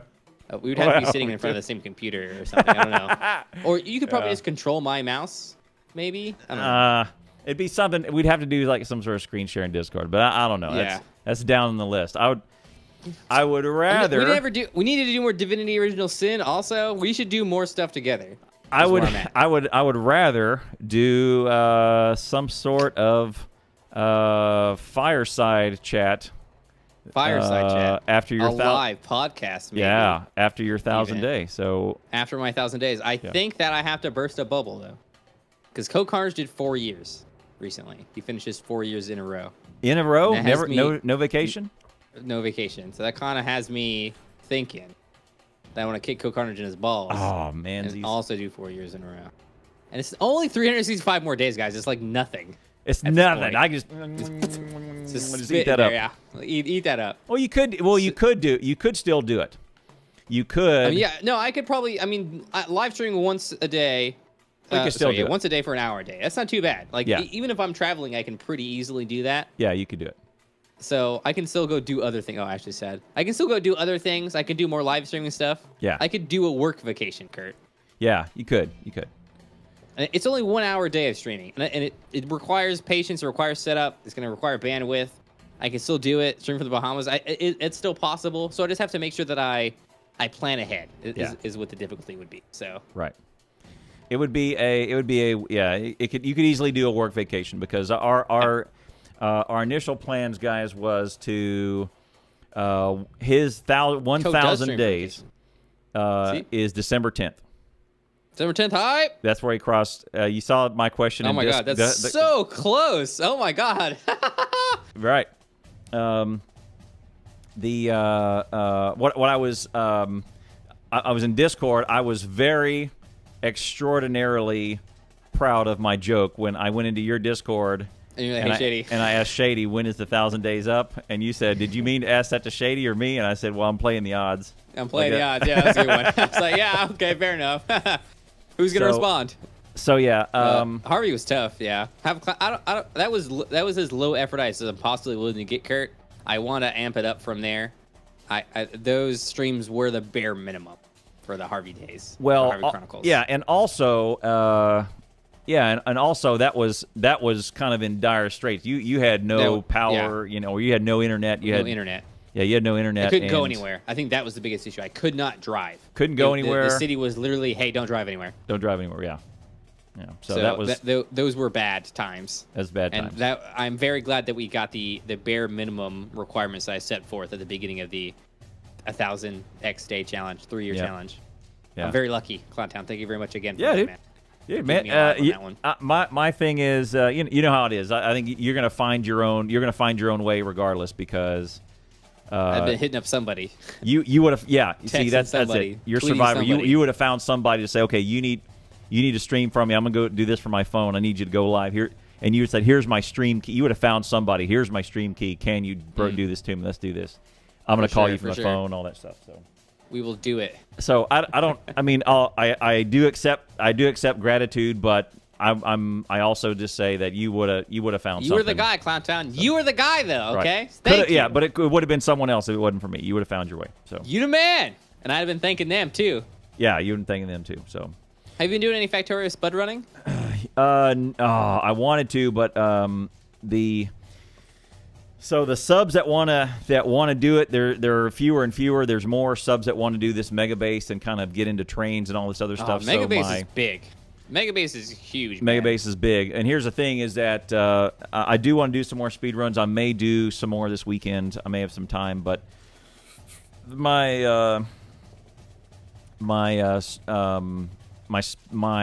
pro speed runners are mostly wanting to do the mega base. The ones who are good. Okay. I have a bunch of new subs. Interest is important. I have a bunch of new subs that are interested, but they're not super confident in their abilities yet to be a part of it. They're afraid that they're going to crash They're in this or training whatever. mode. All right, fair enough. Right. Okay, yeah, I guess it's important. I love that every day is sub day for you. I think that's still a very strong aspect of your stream. Oh, yeah. I always have trouble with that. Multiplayer games are not my strong suit. I like playing with myself. I do it best. Okay, no one I've met has ever done it better. Well, there was that one time. That one time back in the army where man, that was a good one. So yeah, it's been going good. We have a mega base, but the problem is the more mega your base is, the more memory that and cores it takes up on the server, and the more money it costs Dad to buy a bigger server every month. Yeah. And well, so I guess those fans gotta cough it up. So I'm not super looking forward to... It's on you guys, okay? Yeah, right. Pay Clown Town money. I'm not super looking forward to increasing our monthly cost for Actually, the what stream. multiplayer game would you like to play? She didn't say Don't Starve. DST, man. She's good. I'm over DST. Really? I was playing DST when it was a browser game, man. I'm over it. I'm past it. Find another multiplayer game, Ashley. You're playing a game from like forever ago. Okay? I should play some more Don't Starve though, I guess. If I could force myself into playing some Don't Starve together, okay. Right. Fair enough. Ashley's, you do have your own room. Ashley's You need your own really good microphone at and it. stuff. Like she's I mean, super she good at it. is. She can carry me. I can just do talk show mode, I guess. Yep. Ashley can go do everything. Ask dumb questions. All right, fine. No, not. I only play Don't Starve. Not DST. Not Don't Starve together. Hey, Commander Key, what's up, man? That's a Not weird working in 10 noise. gigabyte barrier. What? Close something. What? You close hearing something? You have an OBS source playing a video game? And No, I'm it's yelling just at you like about a- that's not. It's Do you remember? Do you remember? Have you ever played an old? Have you ever played Missile Command? Missile Command. Is that where the it's a things ball, are slowly coming down the And they're coming screen? ball, and you No. shoot upwards. Okay, right. Sure. Do you remember were the driving a tank sound? back and forth? No. You just have these little guns, and you're running a trackball, and a remember the trackball sound. shoots stuff in there. There's the sound that I'm hearing in my ears is the explosions from Missile Command. We'll stop. Turn Missile Command off. I don't know. There's no Missile Command. There's no Missile Command. Is the song that you're playing right now? No, it's not Sometimes a you have song. such strange technical issues. Yeah. Your computer is going to explode. Is it a whining noise? No. There is. So I have a problem with my computer. Sometimes when I touch the microphone right here, there's a bolt right there. I'll get shocked. Well, don't touch it. Well, yeah, no. That has been my policy also. Doctor, it hurts when I do this. Hey, don't do this. Yeah. That was my fix also. Nothing else seems to be an issue, so I haven't touched it. Me getting shocked, at least in my concerns. Right. Audio quality, all right, not a problem. So I'll tell you about something cool. I have this on the list. I bought a dash cam.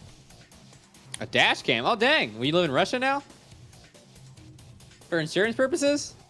It Yeah, is probably phantom power can, might yes. be leaking. Right. Oh, shoot. It might be. 2 Two things. One, I did see a lot of crazy. At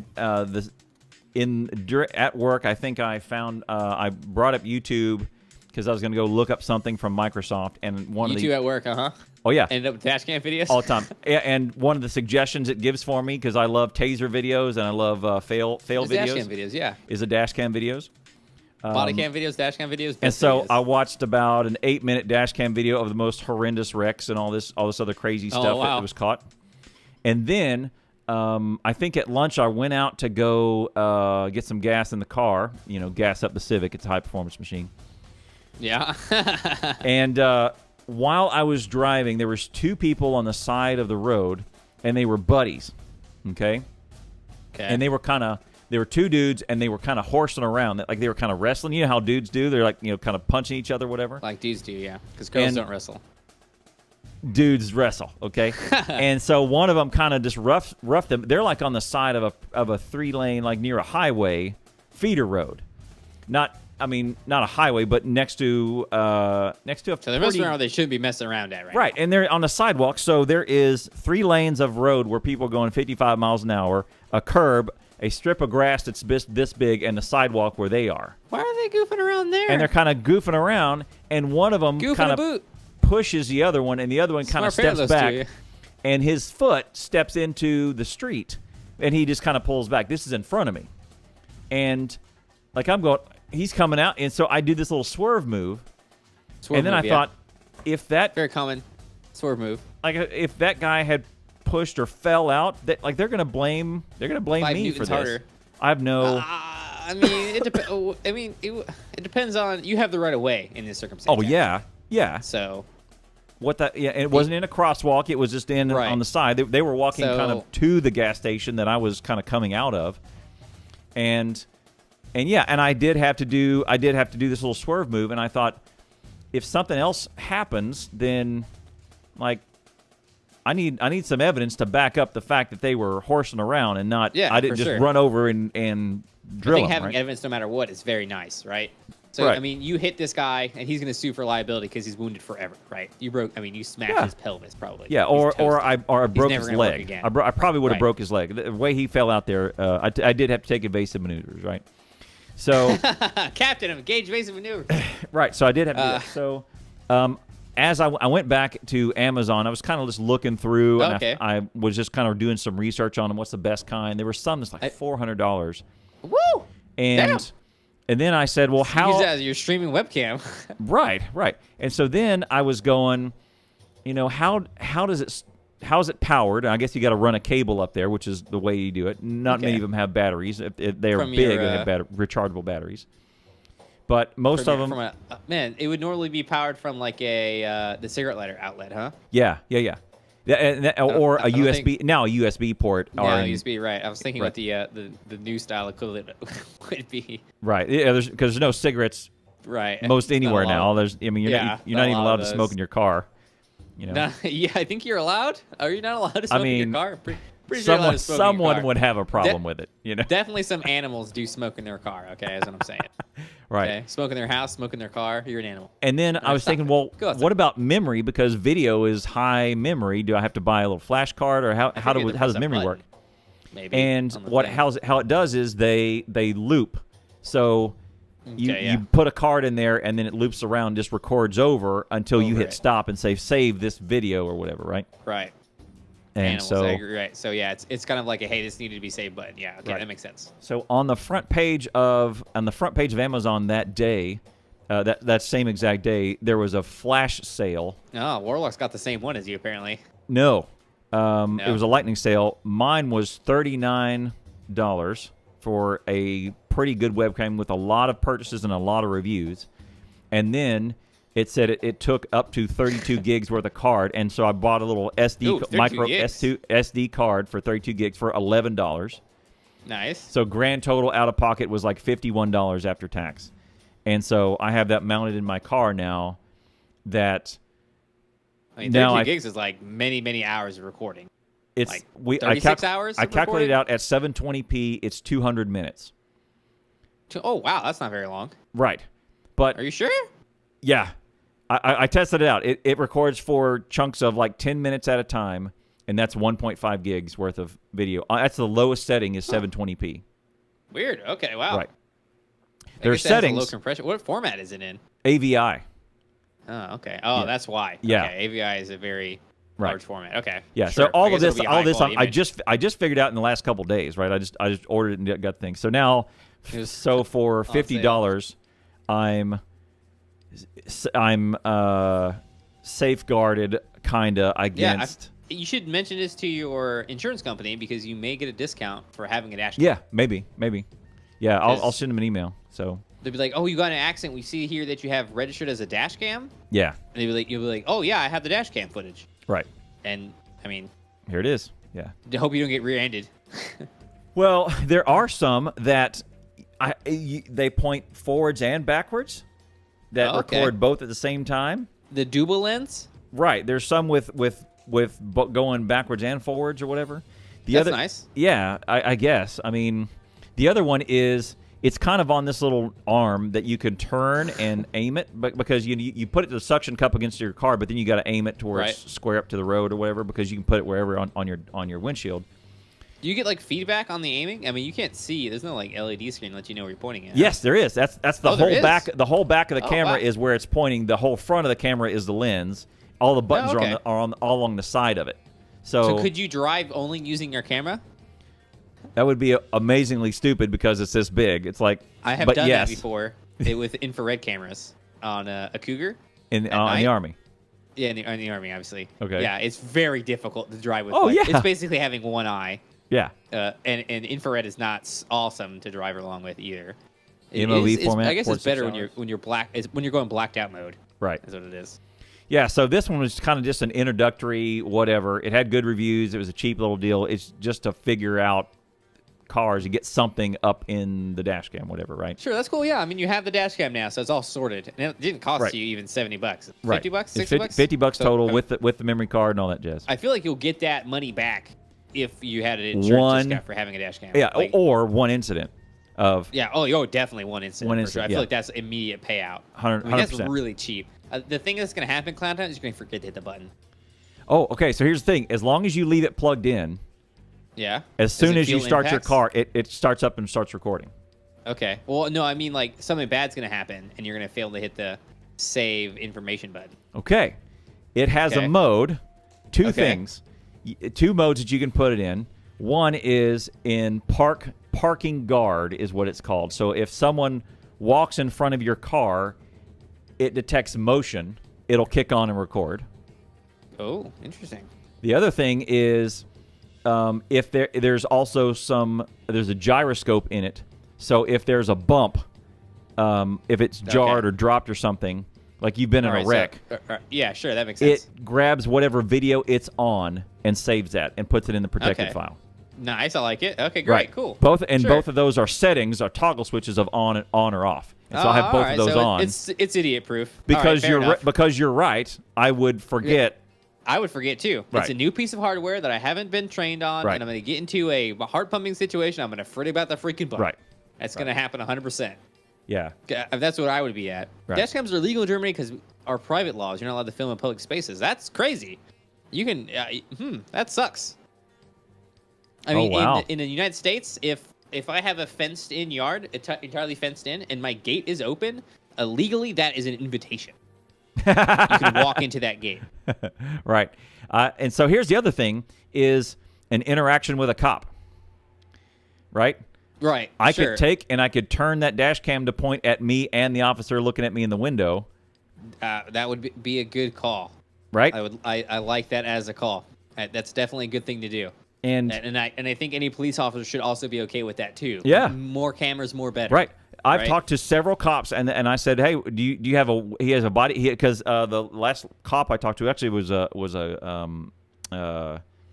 wildlife game warden type of guy, and he had this box on his chest, and I said, "Is that a body cam?" And he goes, "Oh yeah," and he says, Oh, yeah. I love it because now Yeah, for sure. there is nothing." If you're a good cop, man, the body cam is the best. Body cam's the You best. said I did what? You said I did what? And then so he'll walk up on a scene, and people say, and everyone will have their phones out, and he says, Oh yeah. and he'll Good. look straight Record that. down the barrel of Post that phone that. and go, thank you for recording. Thank you for recording. Thank you for recording. Does anyone else have any extra recording devices? More. Please start them up. Keeps me safe. Please start them up right now.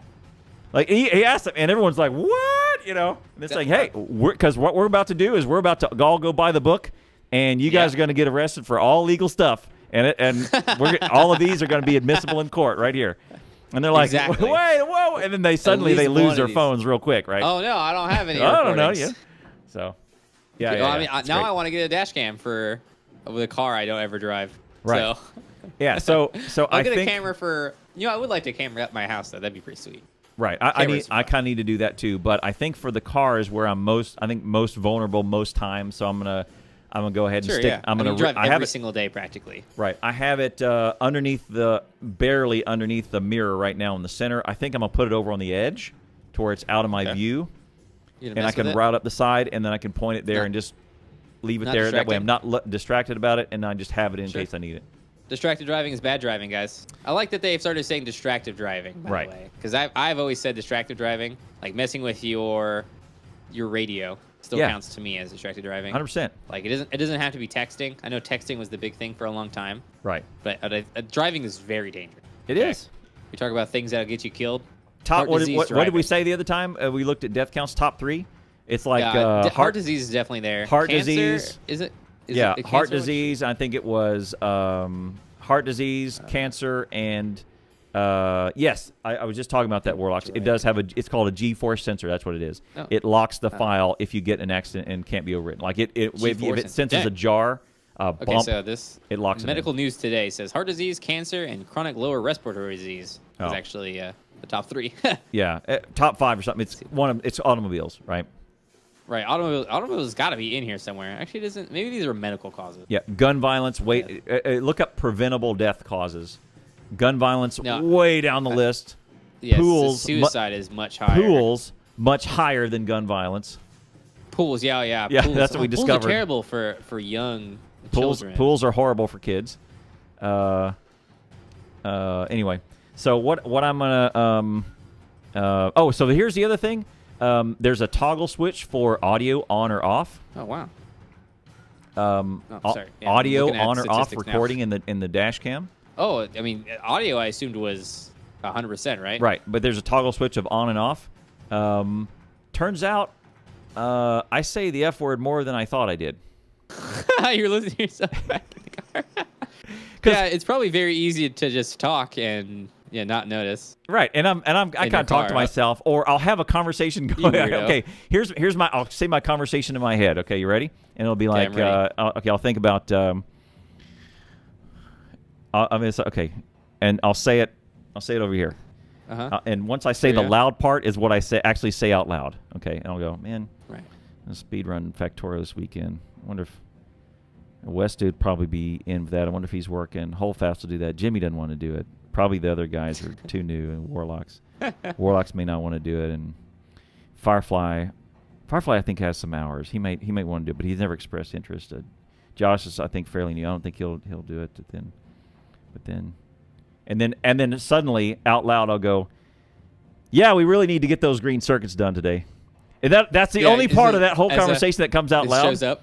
And then when I'm listening to the audio, or I'm watching back my video just to see what it is. So weird. I'll hear this one statement that I said to myself in my car out loud, and it's part of another train of thought that I only said one piece. And you're like, what? And I'm going, so what? Strange. And the only part I heard was, we should get those green circuits done. And nothing. Green circuits are important. Yeah, nothing to do about whatever. So. Yeah, Warlock, you run the same thing. You learn the same thing about the F word. And this morning, so the first time I turned it on, I was quiet for the first time. I didn't have any music on or anything because I wanted to hear the audio and hear how good it was. And also, if I was in a wreck, I didn't want to hear like a. Is it good? Are you happy with it? Yeah. For $50, it does the job. Yeah, I think it's probably good enough to hold up in court, right? Yeah. Oh, 100% it will be. Yeah. So the other one is driving steaming train, breaking the law when he was in Germany live on Twitch, right? Is that Kranika? Yeah, he is all around cams, breaking all kinds of laws. So. No, man, that's kind of crazy, Kurt.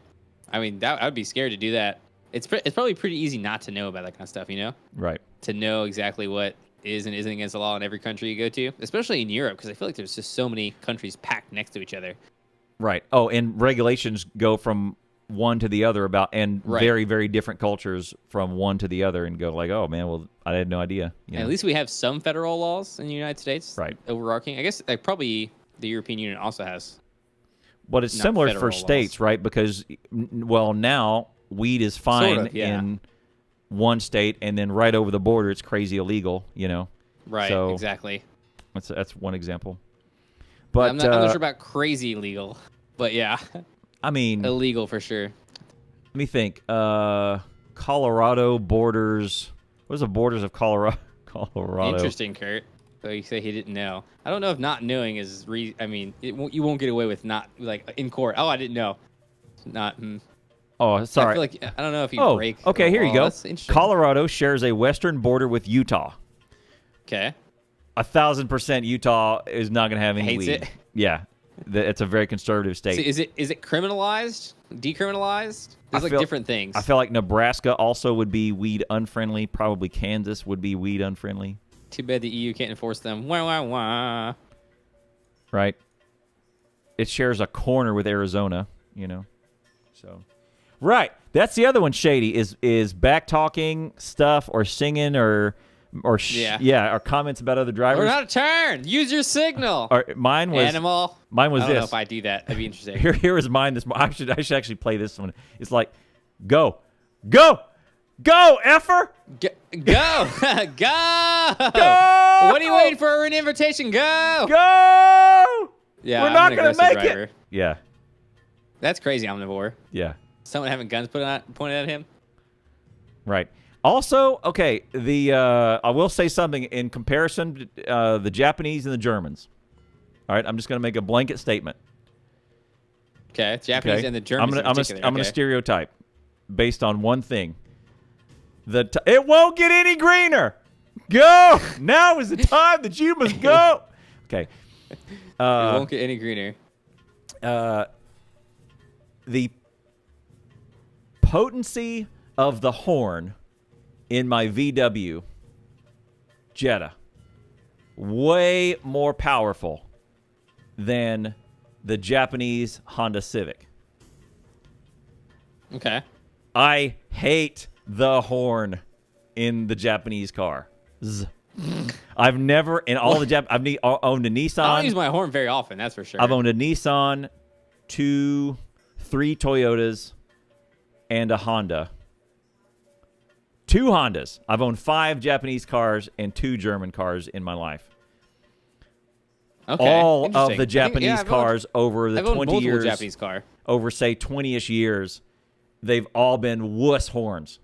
Wuss Horns. Both of the German. I don't think I ever use my horns. Meep, meep, meep, meep. Oh, I feel ashamed even using my horn. Like, what is that? And the other drivers can just go ah, and just laugh at me, right? They're just just laugh at me. Wow. I mean, I feel ashamed using my own horn. In the Jetta, it was at least kind of a, it was a solid sound. The Japanese horns are all. Oh man! Use the horn when the guy in front of you at the left turn arrow is not even looking up. They're looking down at their phone. Yeah. Okay, that's the time to use the horn. Yeah. Yeah. To like, hey, pay attention. The horn is a hey, pay attention thing for me, for sure. Right. I have to. Omnivore, I couldn't find anything on someone having guns pulled on them. Okay. So this is what I'm going to give you. I'm going to give you. This is free from me to you on a Thursday. Free. YouTube train horn prank. YouTube train horn prank. Train horn prank. I want a train horn in my car. I've seen those. If you YouTube train horn prank. Train horn prank. Let me see if I can find it. These are the best. And you know what a train horn sounds like? It's yeah. I've used one a number of times for follow notifications. I think American train noise is what I would type in. Yeah. Yeah. There's a train horn right there. It's I absolutely need a train horn. Absolutely, that's what you want. I mean, you can get a mod probably for your car to get a better Oh yeah, horn. yeah. I feel like at a certain decibel rating, it's illegal, right? You can't have it at that point, right? No. Horn in the city, which when you pretty warn sure. someone danger. Yeah, danger because that light is gonna go yellow if you don't move your ass. Right? That's danger. Danger. When you warn someone of danger, whoa, really? You could. Yeah. I mean, if someone's blocking traffic, that counts as danger, right? Honking for I'm here to pick you up. Come out. Hey, I know you. No. Okay, I don't use it for that either. I use it to either A, scare my kids when they're in the garage. Yeah, Omnivore, I feel like you didn't watch this video. There's no guns in this video at all. Or B, if the person in front of me is in front of me at the light and they've got their head down because they're texting, and I go on the Japanese horn. Oh my god. Do you text that part when it's implied, dude? I don't think I mean, if you didn't see any guns, I don't think it's implied, dude. Do you text when you stop? You discuss it live in stream? Okay, well, I mean that's why didn't you record? I don't. Okay. Sure. So I did when I also had guns pointed at me today. Did you? No. Okay. I can say it all I want. I mean, I don't know. Why didn't he record it then if he had got guns pointed at him? My Civic has a thing where you plug in your iPhone, it interfaces with the dash, and then it makes your music, your podcasts, and your text all in dash deal. So I never pick up the phone. Like I plug the phone in and I throw it in the little compartment. So I never actually look down at my phone. In answer to your question. Well, I don't know. I'm just looking at video. Is all I'm saying. Okay, why are you in an argument with Omnivore? Because Omnivore's like freaking. I'm making a hilarious point about I was like, oh, interesting. Let me go look that up. But I couldn't find a single image of a gun being pointed at him, and I'm sad now. I'm making a hilarious point because I was lied to. My Japanese horn. This makes me look like a giant puss in the middle of traffic. I'm sorry, Omnivore. I think your horn is fine. Why are you so self-conscious about your horn? Who cares about your horn? I mean, it's probably effective, okay? It's not. Japanese they don't hear. horn. They don't hear me. They heard the jet horn. How do they not hear you? It's got to be loud. It's not. You know what? Just get some lights on your car. Just get some zombie yellow lights. And, yeah. You can have yellow lights, right? I think. My buddy has zombie lights. He has a big bar, a LED bar at the front with buttons in his car. Like he goes out and mudding and hunting and all this other stuff. So he's big redneck. They're just like LED lights in the front of his car? Oh, they're amazingly like 4 million candle power lights just blazing out the see. front. Okay, they're like yeah, illegal and will blind you to death. I'm pretty sure they're illegal. It was really good. Yeah, it's not the horn that makes you look like a puss clown. Jokey joke maker. Anyway. Okay, that's interesting. It's the Civic. That's the size of your horn, so how you use it. Exactly, Toaster. That's right. That is correct. You could just pull your shotgun out and shoot at the guy. I mean, yeah. That'll get your point across, right? Super good. Right. Do you carry in your car? Do you have one in your glove box? Oh yeah, 100%. Oh. Back. Oh man, so many people have been arrested for just shooting out their car windows. Like there was a trucker who drove state to state, and he was accounted for like 120 incidents of him firing at his car and road rage incidents. I don't think he ever hit anybody or did any damage to anything, but my God, people actually do that. It's madness. Right. How do you get to that point? How do you get to that point? Like, you know what? I mean, you just reach out, grab your piece, and start shooting out your window. Right. Like you gotta be crazy. Right. You gotta be crazy. Well, or scared. But this is not scared. This is not scared, right? He was just nuts. He's just nuts. I think if you put your ear on the horn and blow the horn, you definitely cause yourself hearing damage. Oh yeah. Right? Yeah. Because like even if you turn your engine on in your car and you bring your head close enough to the car, you can give yourself hearing damage for sure. I have a buddy tells me this story of how they're in a I think it was like a truck with a little bit of an extended cab. It's a pretty small truck. So like one of the old, it's not a 4Runner. It's like a Tacoma. Okay, so it's a a truck, Tacoma-sized truck, right? You know Toyota Tacoma? Oh, okay. Yeah. It's a toy? It's kind of a smaller truck, right? I love to call Toyotas the toys. So because of he's in the back seat, and two of his buddies are in the front. Two people in the front seat. He's in the back seat, and his buddy says, "Hey, check out! I didn't show you my new gun that I got. Check out in that compartment back there." He pulls it out. It's a dirty, hairy size 44 Magnum. Oh my God! Just this I giant see. one. So my stepdad has one of those, and I'm just like, It's too much. It's too much it's gun. too much. It's Yeah. not even. It's not even effective, right? It's not- It's just. You just feel cool with it in your hand. Yeah, that's it. If That's someone it. were to break into the house and I would had it in my hand, I would put it down and go for my other weapon. Right. I wouldn't. I'm like, I don't want to use this. No, Right. let me go get my shotgun. Let me go get my pistol. Like, I don't want. Yeah, it could be in my hand. I would still like, no, thank you. Right. Not down I with want that. something I can control. I can effectively use. Yeah, it's too much, right? It's a the great. whole Dirty Harry That is thing a is great cool joke. and It's, all. I'm going to put. I have it in my hand. I'm going to put Yeah, I this have it in down my and go hand. get my other one. Get my real gun. Yeah, I mean, my it's real fun gun, for right. shooting at the range. Right. It's a cool thing to say you have. Come look at my cool gun. Yeah, that's all great. And so For actual, I mean, even for I don't know what.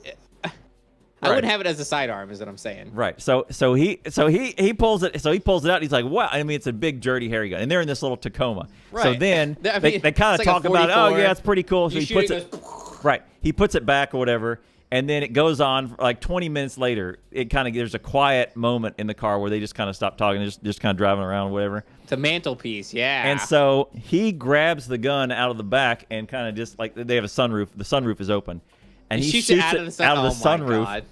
And he said it was the worst decision he's deaf? ever made in Yeah. his life. He said all 6 ears between the 3 people. Boo! Yeah, they're all loud. basically And went in deaf. enclosed space, I mean, most cars are set up for acoustics as Right. well, so that you can listen and to he your said, radio in there. yeah, he said it deafened him. They almost wrecked because it scared the crap out of the driver so bad. He said he says, I cannot confirm this, but I swear I saw the windows go Oh, yeah. whoa, whoa, Oh, definitely. whoa, like this. Definitely, he said there was saw some impact. the windows move like this when they. Okay, wow. He says That's when a I lesson fired he it will off. never forget. And he that says- shooting he in said- your house, shooting in a hallway, shooting in enclosed space, Right. is gonna hurt. That's loud. It's bad. This is in a 3x3 cube. You know, And, a shooting cube. your car, man. I don't even know. Right. And all he did was madness. fire it out of the I- sun window. I have never fired a weapon inside of a vehicle. Actually, I have fired lots of guns in lots of different Right. situations. You've shot never all inside the vehicle. You've shot I've all shot the ammo. all the guns, all the ammo. All the I've ammo. done that a ton. I have never been in an enclosed vehicle and shot up through the sunroof. Right. I've had a gunner on top of the roof just going freaking ham, Right. shooting all kinds of 7.62 out. But that's loud. I have my ear pro in and stuff like that. Right. But it's not inside the Inside the vehicle. car. Madness. So immediately, Actually insanity. immediately he pulls the trigger and he's going, like, sorry, "I'm sorry. sorry, Sorry, sorry, I'm sorry, very I'm sorry. so sorry. I'm That sorry. was a mistake." Sorry, I will See, never this do that reminds again. me Sorry. So like the of a first young thing. friend of mine who's kind of does the same thing. He's kind of being an idiot in his car, and his brother is driving along, and they're going too fast on a small road. They're going about 40, 45, 60 on a small road, and his younger brother pulls the e-brake, just yanks the e-brake immediately. Yeah. Now I don't know if you guys have ever the emergency brake.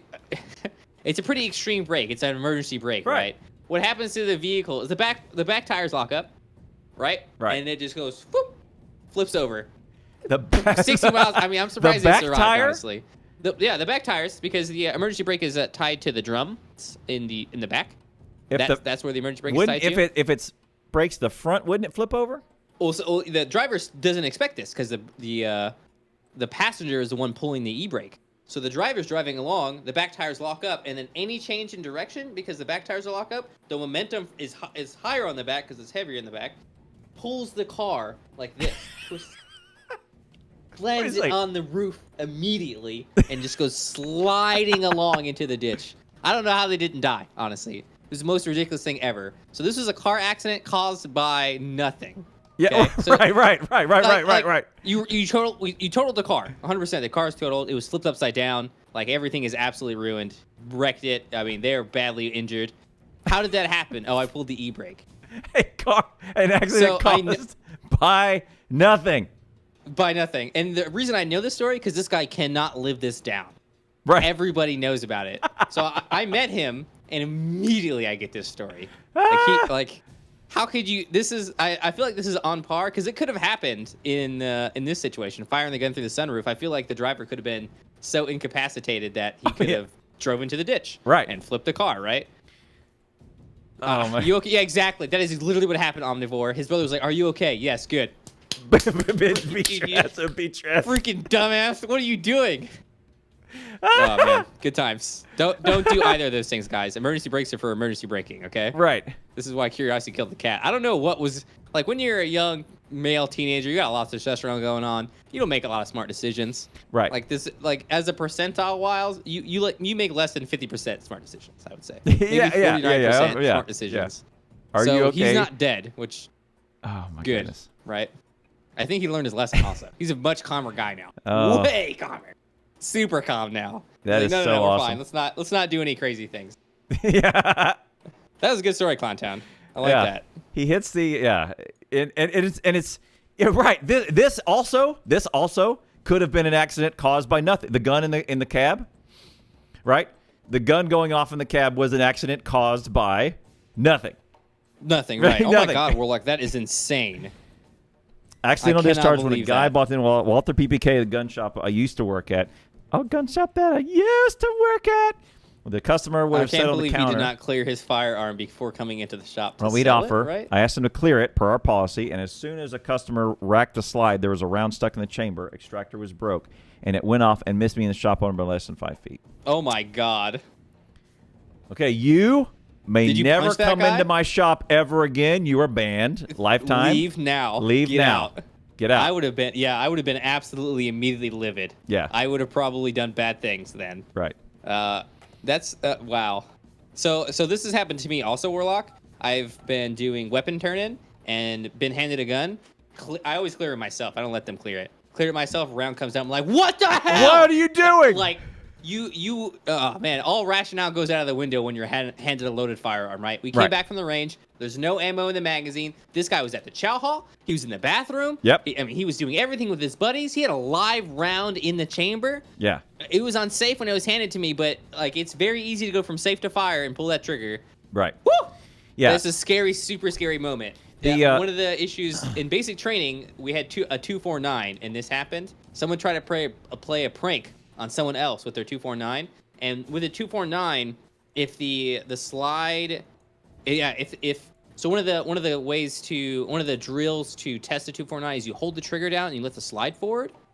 Oh no, wait. I think the 249 will always fire if it's let forward, and the back position is its non-firing position. That's right. So there was a round in the chamber. All right, which is it? Okay, I'm just kidding. It's as soon as the 249's bolt is let forward, because its pin is always out, it will immediately fire.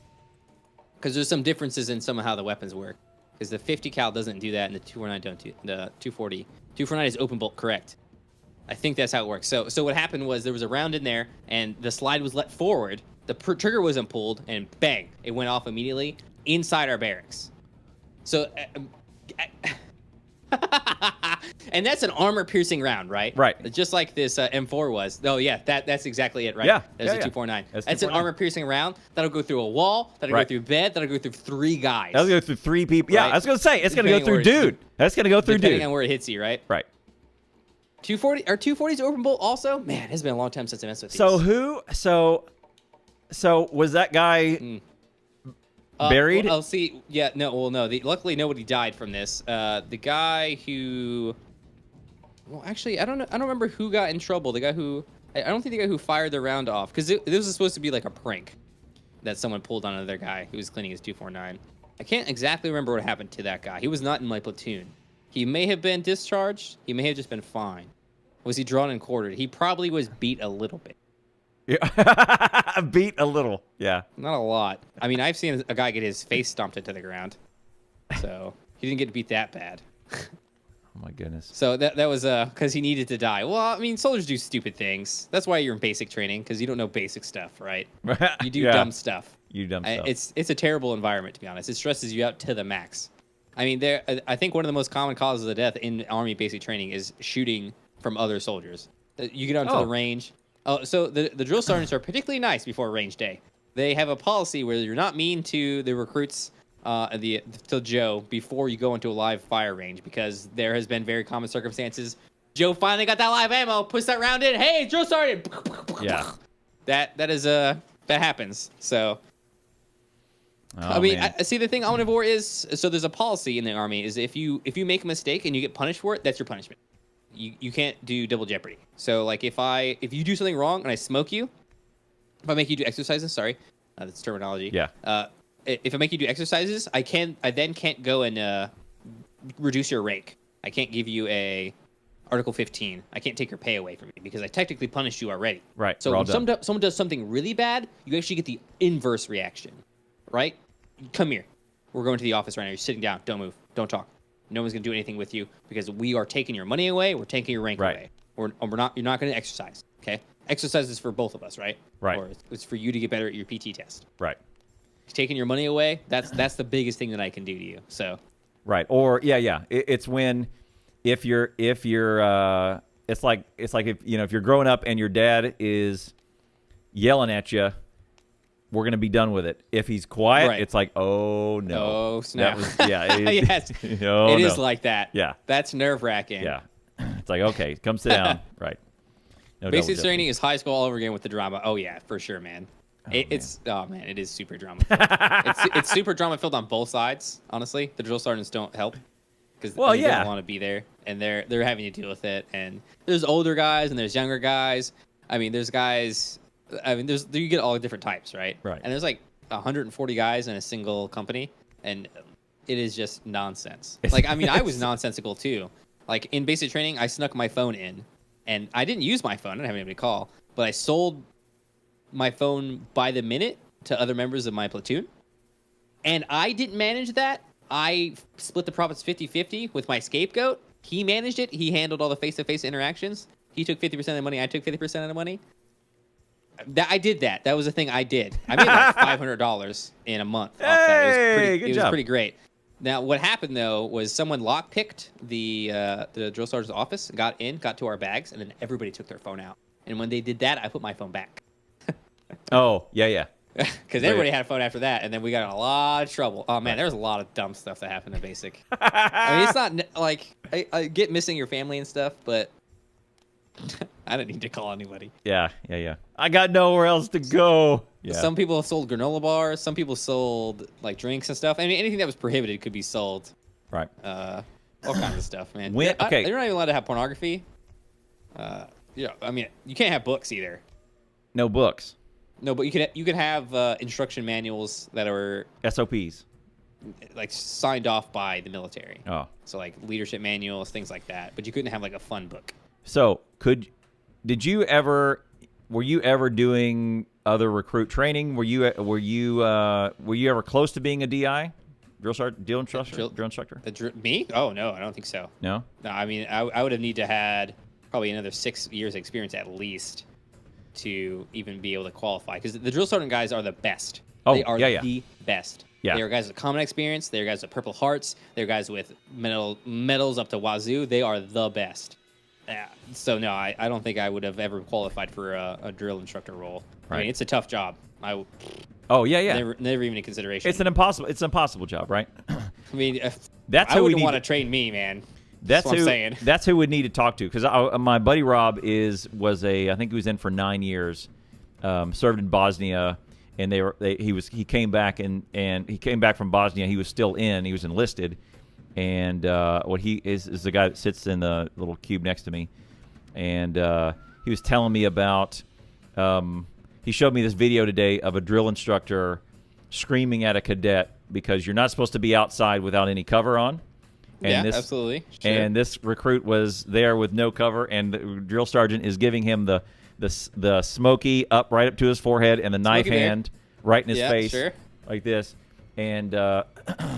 And he's just yelling the crap out of him. And he says, get your bag on your head. You have to have cover if you're outside. And so he made him have his, on top. Yep. Yeah, he had to cover his cover. And then, of course, the drill started to go up there and just punch it, and the bag and him go tumbling down. Yep, nice. Get your ass up out the ground. Get your cover back. And he's yelling at him. So, I mean, the point of all of that, the point of that yelling and the point of that stress is to weed out the people who cannot handle that type of... Right. I mean, can you handle being yelled at? Can you handle loud noises? Are you going to start crying? What's going to happen? How are you going to react to the situation? It's a certain level of desensitization, as well as you pretty quickly notice the guys who just can't deal with it, right? Right. And they get to go home. They go bye-bye, right? Right. Like the drill sergeants will notice this. It'll be a process. It's a failure to acclimatize is what it's called, and that's okay. That's what basic training is supposed to do. That's why it is meant to be the most stressful and painful and draining experience of your entire life forever, because Right. it is meant to prepare you for the situations where you will be getting shot at, friends around you will be getting shot at, people will be getting dead around you, right? That's the intention, to prepare you in basic training. That's what they try to simulate, and that's about as close as they could come, I guess. Yeah. It makes sense in that context, and it's really hard. So that was what I tried to do in basic training, and that's what I tried to tell other people while I was in basic training. It's a game, guys. We're playing a game right now. That's what you have to realize. Understand that it's a game. Understand that this is what it's about. This stress, these things. So what they would do, okay, so you're allowed to eat whatever you want in the chow hall. Anything that's in the chow hall, you can eat. However, drill sergeants could smoke you for any reason. Okay, so it doesn't matter. So one guy had cake, which he's allowed to have. He's allowed that freaking cake. By the actual military law, anything that's in the chow hall, he can eat. He has the cake. Drill sergeant comes in real calm, super chill. So-and-so had cake today. I don't like that. Has this exercise for 3 hours inside of our barracks. Now everyone's mad at that guy. Oh, yeah. Why did you eat that cake? What did you do that? Mother I'm like, effer. No, Mother it doesn't effer. matter. It was scheduled exercise time. It is not about the cake. Right. This is the thing, Yes. right? Yes. Like, it was written on the docket that he was going to come up there. It didn't matter. He was looking in the chow hall for somebody who had the cake, which he's allowed to do. Right. It would have been milk. It would have been this. It would have been that. It would have been Right. some other reason. Right. It didn't matter. Yeah. So, Okay. and Say the dude never had cake. He'll say, "Hey, that dude had cucumbers." That Cucumbers dude suck. didn't lace his shoes correctly. Yeah, or something. Anything. They would have found something. Some nonsense, Yeah. right? It would have been something else. And the other Back one injury, that knee injury, but the major one for sleepwalking. Oh, Warlocks, that Oh, sucks, dude. man. Yeah. That's one of those things that. So I had a couple. Man, sleepwalkers are scary because I'm not Yeah. a big dude, and a lot of the guys who sleepwalk are big dudes. Yeah, and I'm right. like, whoa, this guy is not in control of his senses right now. Right. And you're on fire watch. I don't want to deal with that. You freak me out, Warlocks. Okay, I don't like that. Right. That's freak out time. Yeah, I agree. But I appreciate that omnivore, and it's really hard to feel that yourself in this situation when things are going terribly. When you're the one sitting there doing push-ups and flutter kicks and all the other exercises you have to do, it's hard to have that mental status. But it's what basic training is all about. Right. When you when you're supposed, did you ever have this encounter where you're supposed to, you have the door to the barracks are locked, and the drill instructor comes in, or the sergeant major comes in, and if you're the guy at the door, you're supposed to say ID, and they're supposed to slide the ID under the door. Something like that, sure. Right. And something to this effect. You need people who come to your area while you're in Firewatch. You need to identify them. yeah, Yes. and your job is, sir, please present your identification, slide under the door so I can verify whatever. Right? That's what your Exactly. SOP is, because you don't Sure. know who is. And then the sergeant major, whoever is outside, goes, "God damn it, Private, let me in. You recognize my voice?" And he says, "Sir, please identify yourself." Okay, either you're going to let him in, at which point he will smoke. Damned if I do, damned if I Yeah, don't. either he will smoke you for disobeying the SOP and not asking for ID, or he's going to smoke you for Doesn't matter what you do. yeah, right. So this is like, you may as well demand the ID, so that way you're within Yeah, regulations. might as well. You're I gonna was get in charge at least for a little bit. Yeah, right. One, I was in charge for a little bit, and two, I did nothing wrong. I did nothing This wrong. reminds me, Right. at the very end of basic training, You're getting one of the drill smoked no matter sergeants- what. So if a drill sergeant comes onto the floor, you're supposed to say, "Drill sergeant on the floor," and everyone stands up. They all at attention Stand or up. parade rest, actually.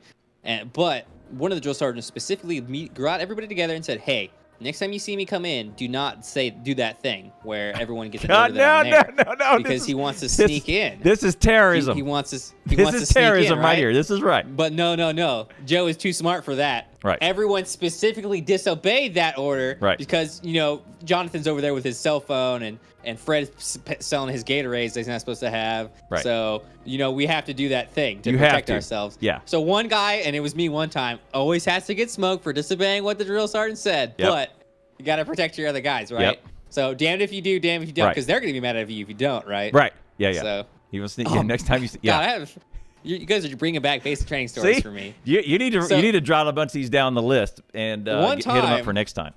My favorite smoking that I ever got one time. It wasn't even exercise. We were on a really long hike and we came back from the woods. And Drill Sergeant Van Sleet, he said to us, "All right, guys, everyone take a shower, check yourself for ticks, because we were out there for a long time, and we were all really hot too." He said, "Take a cold shower." Okay, so we all go take a cold shower. We have we all relaxed. It was actually a really nice day. Drill Sergeant Van Sleet, my favorite Drill Sergeant, super cool dude. He's all about actually learning things, getting things done. He likes to PT, but he has like an open policy on PT. He's pretty relaxed, but he's also scary as hell. Dude, I would never want to fight. He's a little bit shorter than me. He's like a dwarf. If a dwarf was a real life guy, he could like bench press me. Oh yeah. Oh man, his exercise routine was madness. He was an amazing guy. Anyways, the other drill sergeant walks in. Best of the best. He inspects us doing a shower. He's best of the best for sure. Expects us doing a shower, leaves, comes back 10 minutes, 15 minutes later. Everyone's like dressed. We're all kind of calmed down, chilling out, cleaning our weapons. And he says, "Everyone up, everyone in your PT uniform. We all have to change as fast as we can. All right, everyone in the showers." And he lines us up all in the showers, and he turns all the shower heads on, and every single soldier has to get into the shower, into an ice cold shower, stand there for a certain amount of time, because he's yelling at us, "You guys, so one of you guys took a hot shower," and he's pointing the guy out. Of course, the guy totally didn't take a hot shower. It didn't matter. It was regulated smoke time. It didn't matter. And me and my bunkmate are across from each other in the shower, wearing our full PT gear, like the belt and stuff, like the safety belt and stuff. And me and him just spontaneously start laughing. Uncontrollably. It's this insane thing, the bizarrety of the situation and what had happened, and we're in basic training and our heads are shaved, and like the craziness of what was going on just caused this like weird mental break at me and him at the same time. We just started just laughing so hard. It was the craziest thing. And then we come out of the shower, we're just sopping wet in our clothes, just like drip drying, having to stand toe to the line in front of our bunks. And it just, oh man, it was hilarious. I think I like, if there was a mental break in RimWorld, I had it right then and there. It was it was a laughing fit. Man, there's a lot of stuff like that man, I haven't thought about that kind of stuff for a long time. Yeah. Shout out to you guys for making me think you need to surface all these. You need to write all these funny things down. Oh man, I'm sure they're mostly repressed. I'm fascinated by these. So when I asked all my buddies for their favorite drill, their favorite basic stories, or from army, just crazy army stories, right? And I'm sure there's plenty of them all around. Yeah. I love that sort of stuff. You should bring it in more often. Yeah. There's lots. Okay, I have another one. I'll write this down. Yeah, write that one down. I know this. While you're doing that, tell me. Yeah, mostly repressed. Tell me what you got going on this weekend.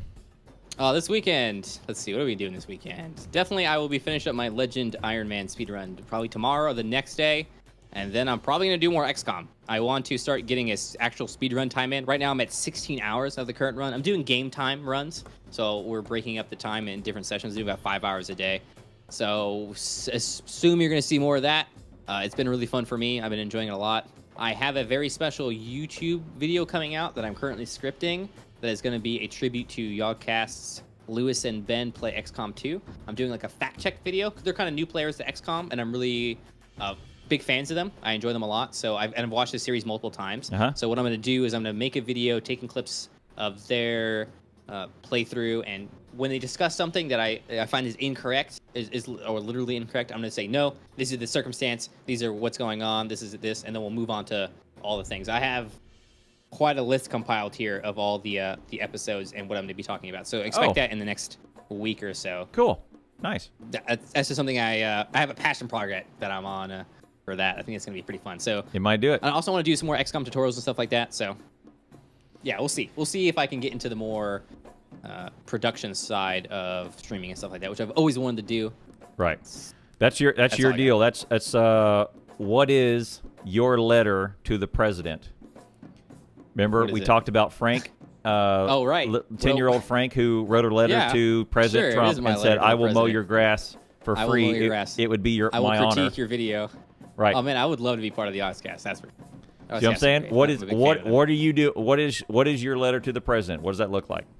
Like what's your big shot? It should be It should be pretty great. It might have to be multiple parts because there is a lot of stuff to cover. So we'll see about that. But that's in the very early stages. Like I said, I'm scripting for it right now. Right. I have a bunch of stuff written down here. Good deal. What do you got going on, Clowntown? What I got is we're going to do, I should have the following weekend, I'm going to be off and hit and miss. This weekend, a lot of Factorio, a lot of Fortnite. Fortnite? Maybe some Fortnite on Friday. Battle Royale mode? I haven't played that one yet. That one I've been watching and looking at. That looks pretty tough. But there's some folks get good at that really quick. Get good. They get super good at that, and I'm usually not super good at playing a lot of that. doing all that sort of stuff. But we have a good time playing some of this to build and kill the zombies Fortnite. Ash certainly likes it, so it's fun. Sounds good. And then if we can, I would like to do a speed run either Saturday or Sunday. I think we can get it down into a part of a stream if we just execute on what we have to execute. So a part of a stream. All right. Yeah, I've kind of given up in doing it in one stream for me since I'm at 16 hours at this point. I've been doing 5 hours. No, I think we're at 16, 5 hours, and 6 hours I think I've done. So it's very hard to learn. Just do it when you can. It's not an easy thing to speedrun. You have to do a lot of stuff to get it all together. So the speed runs that are in the world records, those are 2 hour, 3 hour, 4 hours. Right. So it's so hard to get to that level. Yeah, we did one in 8 hours, and that was one stream. We did manage to do that on a Sunday. It was noted 8 hours 48 minutes. It was noted that I did not get up from this chair the entire time. That's a speedrun for you. Yeah. No one RTA speedruns. Everyone else said AFK, hit the restroom, all that is. I never got up. 8 hours, no DDPP? Yeah. No DDPP outside, Clowntown? No, I didn't do it here at the desk either. It's like no DDPP's inside too. Good boy. Yeah. All right, guys. Thanks for being here. You know we love it. I'm trying to get Clowntown to do more stuff with me. Clowntown, play more video games with me. Let's do something. Let's do some more Divinity Original Sin.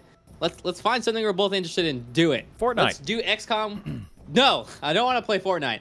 Let's do XCOM Strategic View. Don't starve together. You want to starve together? No. Okay. Well, that's another one down. Guys, give us games to play. Maybe something new that we both haven't tried yet. We can experience. We need to make a direct effort, Clowntown, to do more stuff together. Okay? Yeah, we should. To be more of a network. Wolfie Chan, you too, if you're still here. Let's do more stuff collaboration-wise. Thank you for being here, guys. You know we love you. Stay motivated. Stay awesome. And remember, stretch. We'll see you next time.